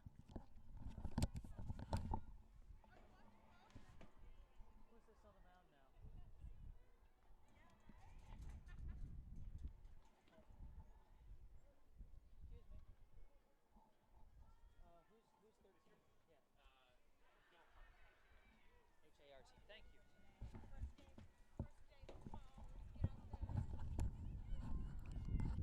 So now on the mound for Brookline is number 13, Nico Hart, as he takes over for Dialchin Derrickson.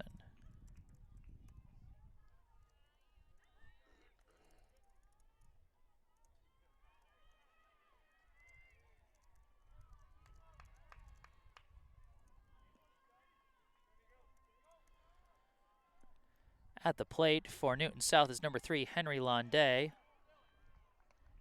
First one, I believe, came in high for ball 1.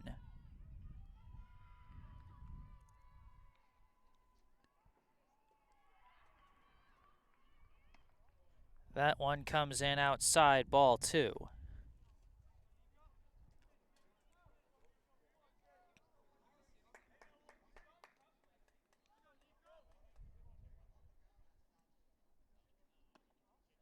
And another ball, this one high.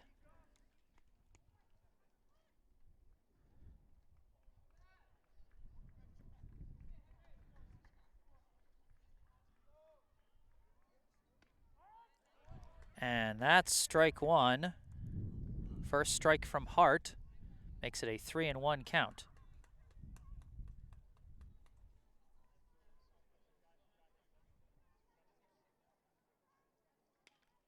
And this one is fouled off. Might have been able to get a free pass if he didn't swing at that one, but instead he's got a full count.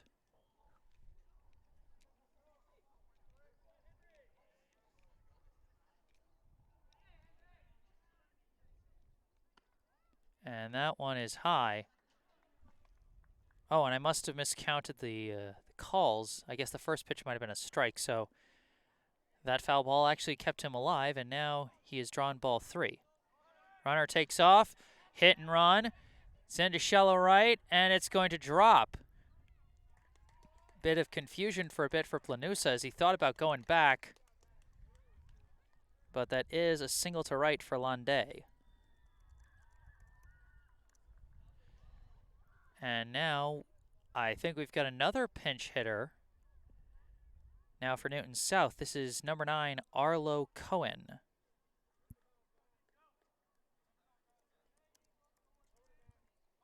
He's showing bunt, and he fouls it off for strike 1.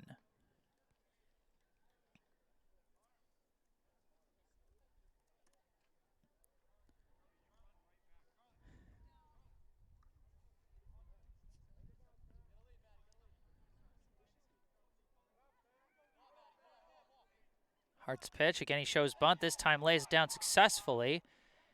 And they just take the sacrifice play they're given for the first out of the inning.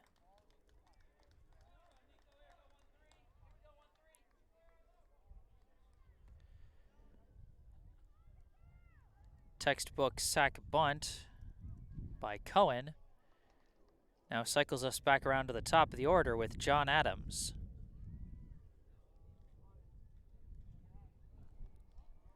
First pitch is outside, just barely corralled by Kessler to prevent another run from coming in.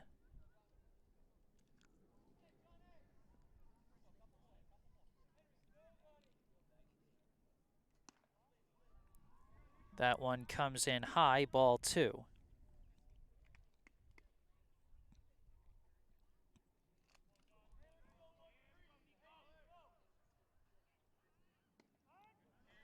And that one is in there for a strike.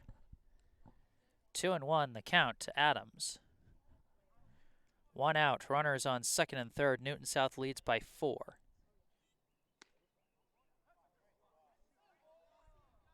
I think that one was inside for ball 3.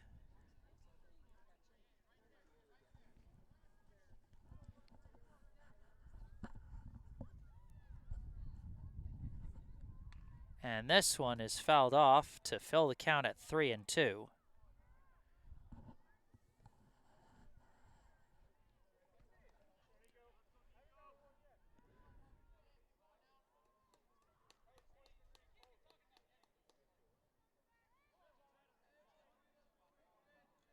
Payoff pitch, sliced high, into foul territory, and it drops just foul. couldn't be chased down by Richardson out and right, but it dropped foul, so the runners don't get to come in.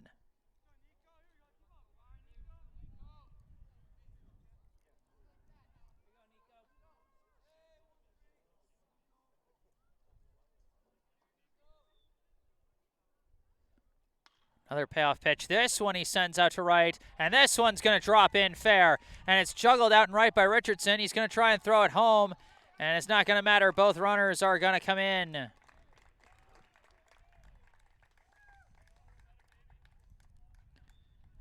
John Adams, the 2-run single to left,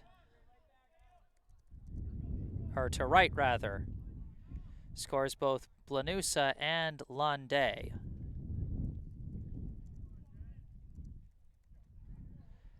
Now Jack Foster returns to the plate, takes the first pitch for a strike.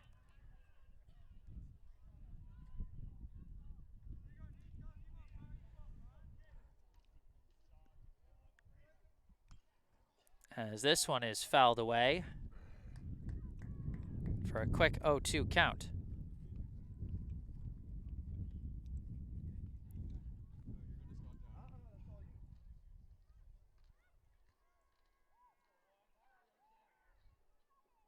And swung on and missed.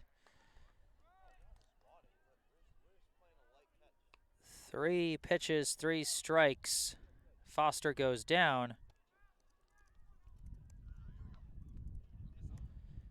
That brings up Jacob Feldman. First pitch to him is a strike.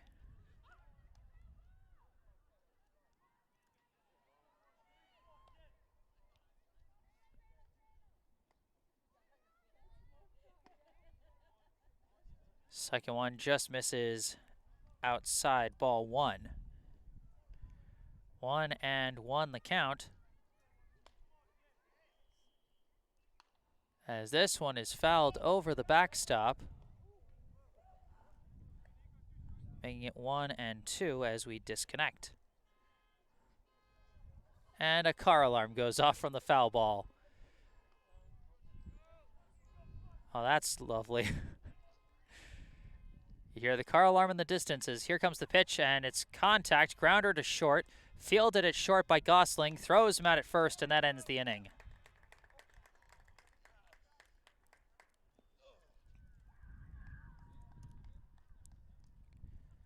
Brookline gets out of the 6th, but not without giving up 2 more runs on the 2-run single by John Adams that scored Blanusa and Londay. Now we head into the top of the 7th inning. Brookline's last chance as they now trail by 6. Due up for Brookline. I'm not entirely sure. They've had a number of substitutions. Not to mention, this is their last offensive chance, so they might throw in some pinch hitters. So, you know what? I'm not even going to try and guess it.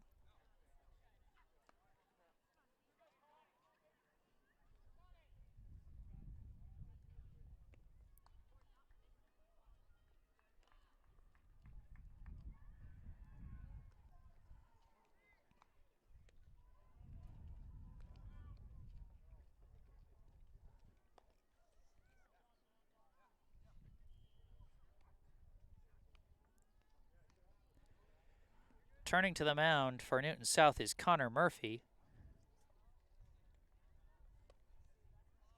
Just his 2nd inning in relief of the starter Ben Valente, who currently would get the win after 5 innings pitched and only 1 run allowed. Coming to the plate now is number 13, Brookline's latest pitcher, Nico Hart.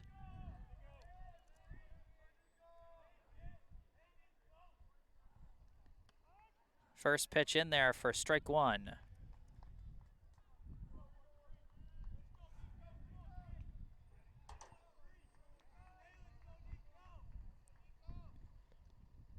And that one skips past everybody for ball 1.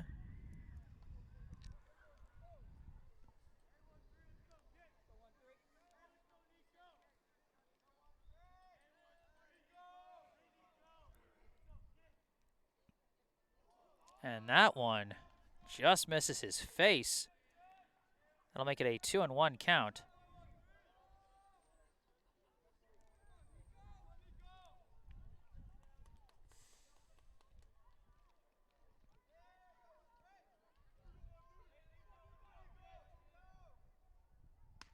Swung on and missed. That'll be strike 2.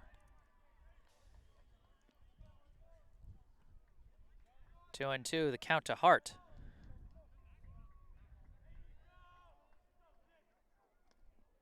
This one skips in low for ball 3.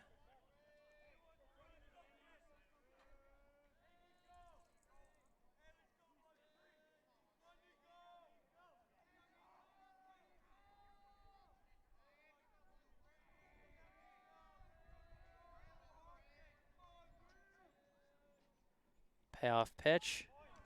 In there for strike 3. Hart goes down looking.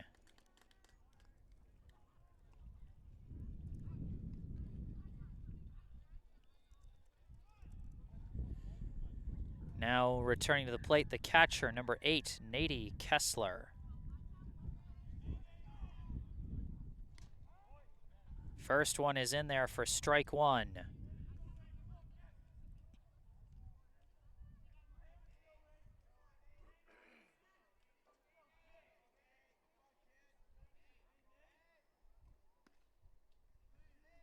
That one comes in just outside. Ball 1.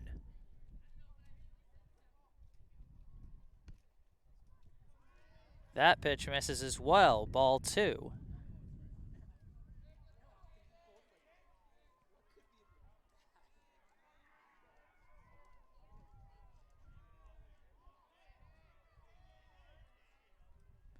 The 2-1 pitch is sliced foul over the backstop.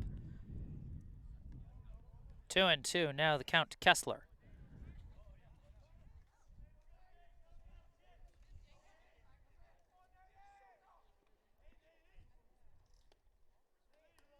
That pitch comes in low to fill the count as Murphy lost his hat on the pitch there.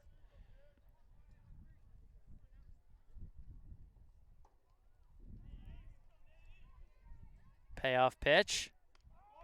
And that one is in there. Back-to-back strikeouts on 3-2 counts by Connor Murphy as he is looking to close out this ball game.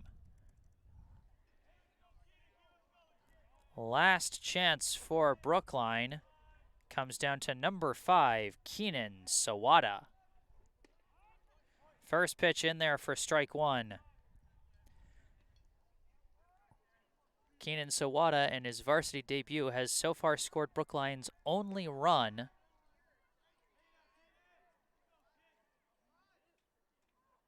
As he swings and hits a dribbler that is picked up just past the foul line. Herrild was chasing that one, and for a second you wonder if he was waiting for it to come into foul territory so he could try and throw him out, but I think actually what he was trying to do is he was trying to grab it before it rolled back into fair territory so Sawada wouldn't get a free infield single.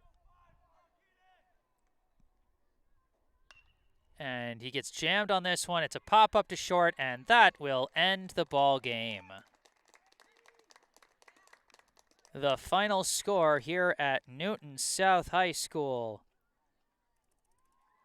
The Newton South High Lions 7. The Brookline High Warriors 1. Well, a rough game to start the season for the Warriors for sure. Things started out pretty strong defensively. A pitcher's duel through the first couple of innings. Then in the third inning, things started to go wrong. A pair of back-to-back fielding errors resulted in Newton South getting its first run of the game.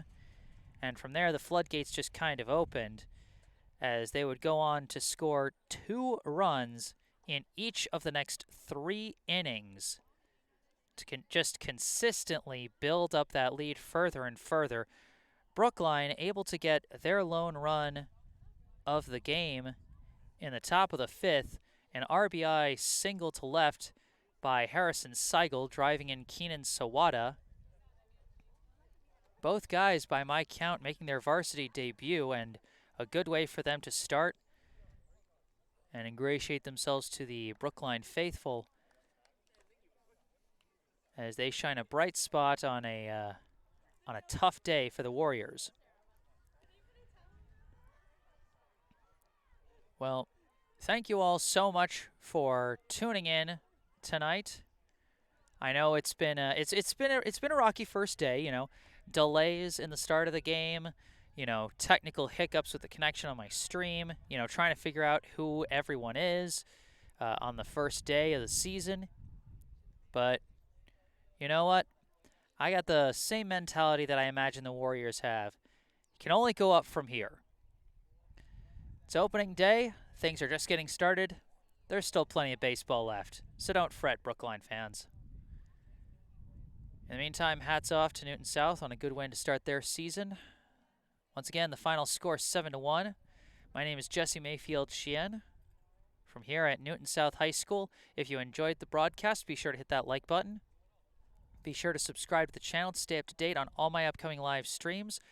I unfortunately was not able to do the volleyball game here at Newton South after this due to the delays in the start, but I will have some volleyball coverage tomorrow afternoon at Weymouth High. And then on Wednesday, I am slated to stream Brookline's home opener against the Wesley Raiders. Always a tough opponent, so should be a heck of a game to watch. That is assuming the weather cooperates, because right now it seems like there's a big chance of rain on that day. But, you know, if the clouds part and we're able to have some baseball, then be sure to tune in, because I will have more for you.